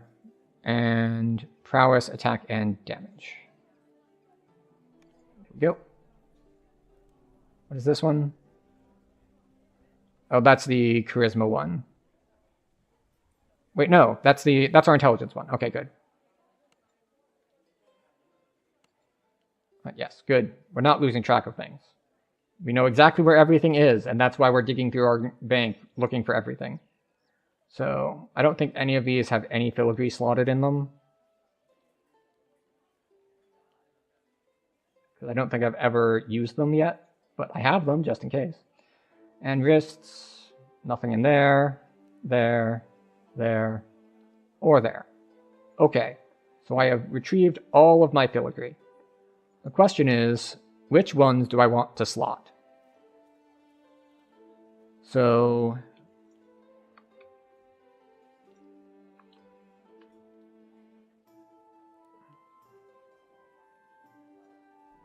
this is probably incorrect, but wait, no, not there, there. So we're going to put Imbue dice. Actually, we're going to, where's our weapon? Where did we put it? There it is. We're going to put 1 to Imbue dice in each.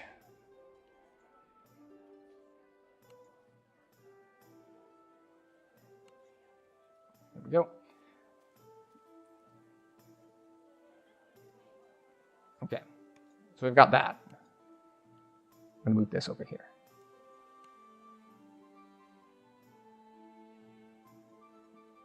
All right, so now what other sets do we want? So we can pull up the blinding page again.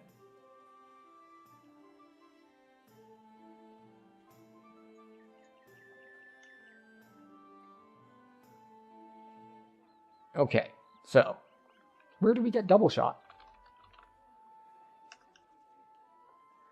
Sanctified Fervor, no. It doesn't even have ranged power filigree. Shattered Device, that one does have ranged power, so it's not terrible, I guess. Splendid Cacophony, no. Voltaxic Experiment has double shot filigree and intelligence filigree, and 3 pieces gives us double shot, but I don't know if that's worth it when I could be getting other stuff. The Serpent, no. Shadow Strike, also no. Wild Hunter, maybe, because it has ranged power and double shot. 5 pieces useless, though. So we might look at Wild Hunter. Not Celerity. Not Enlightened Will, either. And not Zephyr. So Crackshot Negotiator, I think, is a given. It has ranged power, it has 15 range power on the 3-piece, and it has 5% double shot. So I think ideally we have range power in both sides, and then we do the other thing. So Crackshot Negotiator. Crackshot Negotiator. Reflex, Diplomacy, attack and damage, 2 range power. Crackshot Negotiator there. Crackshot Negotiator there. And then we want 2 more Crackshot Negotiators here, which means we'll take...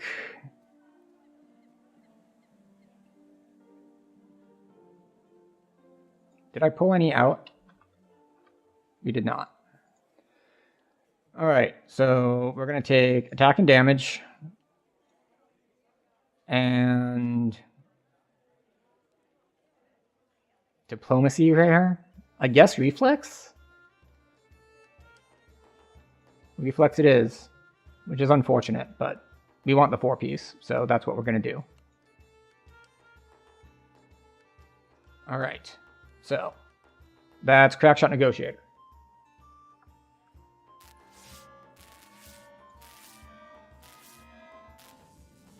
And now we're back to Sanctified Fervor. Okay, we're gonna check out the other raid filigree just in case. Nope, I clicked the wrong thing.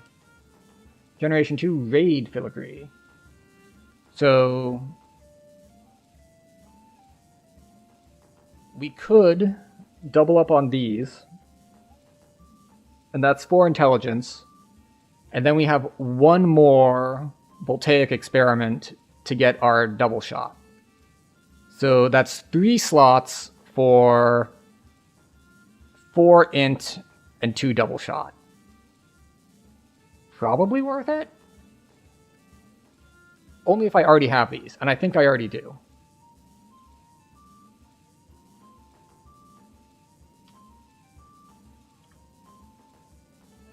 Yep, I do.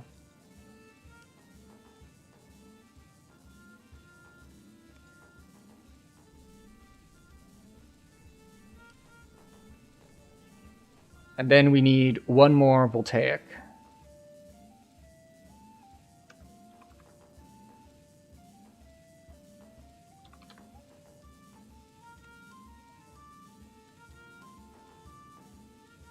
Which will go in the weapon.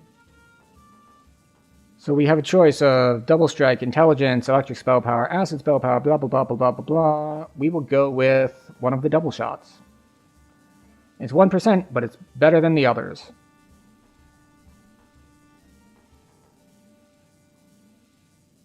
So technically it's worth 3 double shot.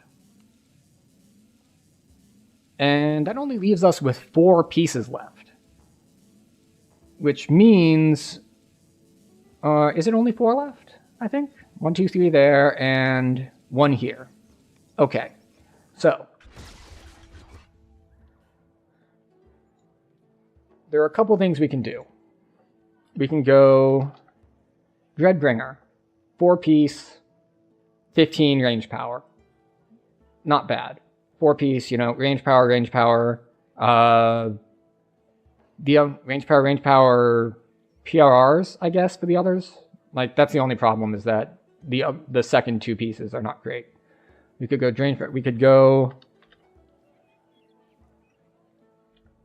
we could go Long Shadow.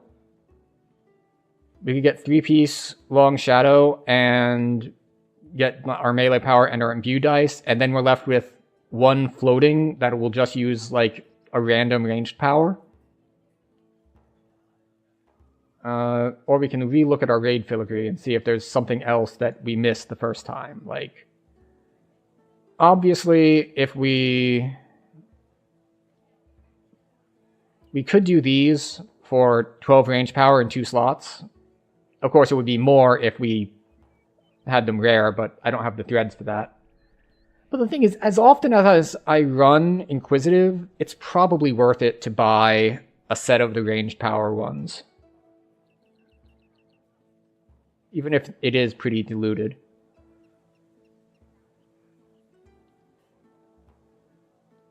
Actually, if I do this, and I put 2 of these in, that means I only have 2 slots left. So what I can actually do is then I go Long Shadow for the last 2, and then I replace one of the Snow Peaks with a Long Shadow to get 2 imbue dice.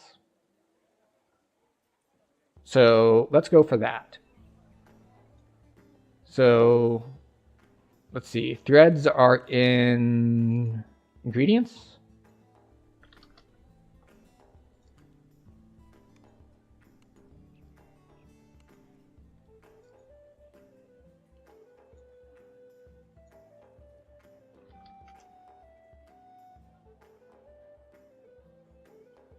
Oh, okay.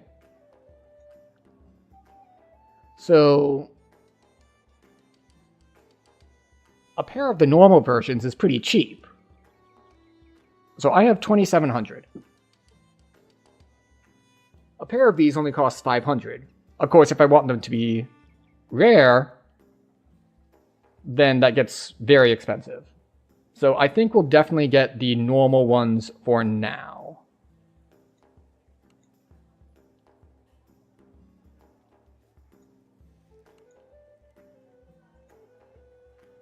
So we could upgrade both of them, but that would use up basically all of my threads. Well, it'd use up a lot, and I already have most of the others.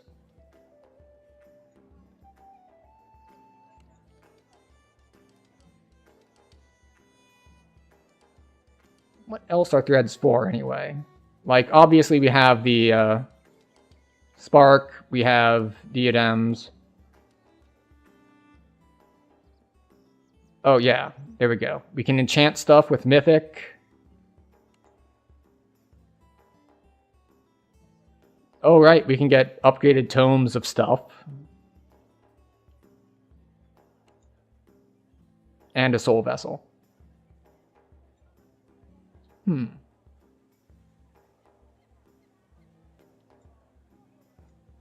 know what? Why not? If I run low on threads, then I'll just need to raid more. And we can handle that.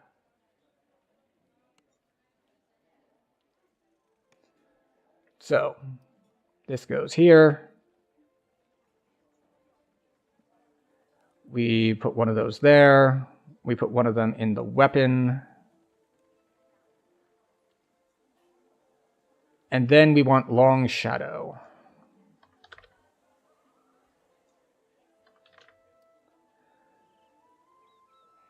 Do I have long shadow in my inventory? No. Okay. So, what are our options? We have attack and damage. Oh, do I have no ranged power ones? Oh, that is unfortunate. I have a melee power, and I have attack and damage, and I have a rare intelligence. Well, that's less good than I thought. Maybe we'll revisit this plan. Because losing out on ranged power from our base stuff is kind of sucks.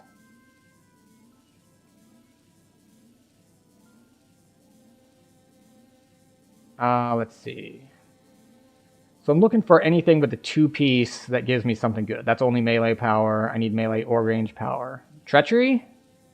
Treachery doesn't have range power ones. So let's see. We already have 4-piece of this. Next Fall does not have range power. Reverberation has imbue dice on 2-piece, but you know, it doesn't have range power or double shot or anything. Repair amp, like Shattered Device. All right, if I have Shattered Device, this might be worth it for the 3-piece. Let's see. Do I have good Shattered Device ones? Let's see. MRR, melee power, strength, PRR, attack. We have ranged power for Shattered Device. So we could go 2 ranged power and an attack and damage. Or we could just fall back to Dreadbringer and be like, well, we'll do a ranged power and a PRR or something. So that would be 2 slots for 8 ranged power, which is not great. Unless, of course, I flipped something around on my ring so I could put range power on both sides. But I've already got raids in both. I've got ranged power, Crackshot Negotiator in both. I could drop 1 imbue dice for it, but then I'm still left with 1 floating in the weapon. We're going to go with good enough. So we're going to go with our Dreadbringer. So we're going to grab range power for one of them. And we'll grab PRR for the other one.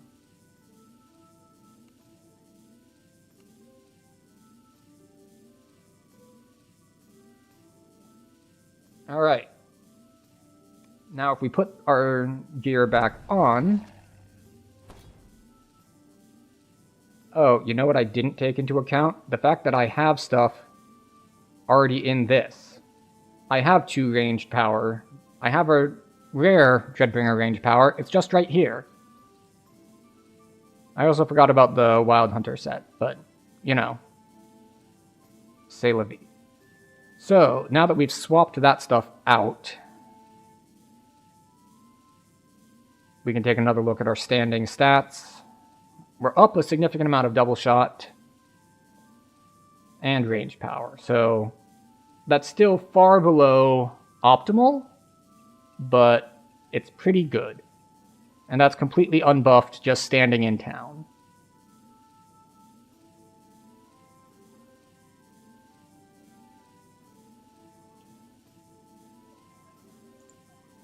All right. So, thank you for hanging out with me while we work through some gear stuff. That will be it, as it is after midnight here, and we do have work tomorrow and everything. So, thank you all for stopping by, hanging out. We're going to see who else is on as far as...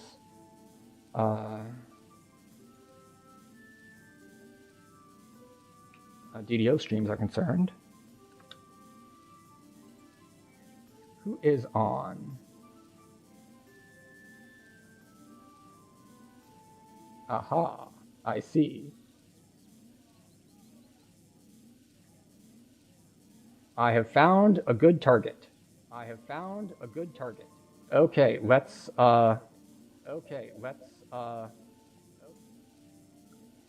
Good. No more echoing.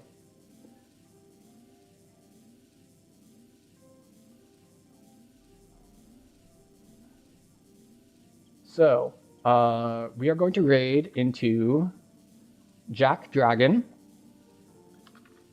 for a couple reasons. One, he was actually in chat earlier, and he raided me last week, so I have the opportunity to return the favor.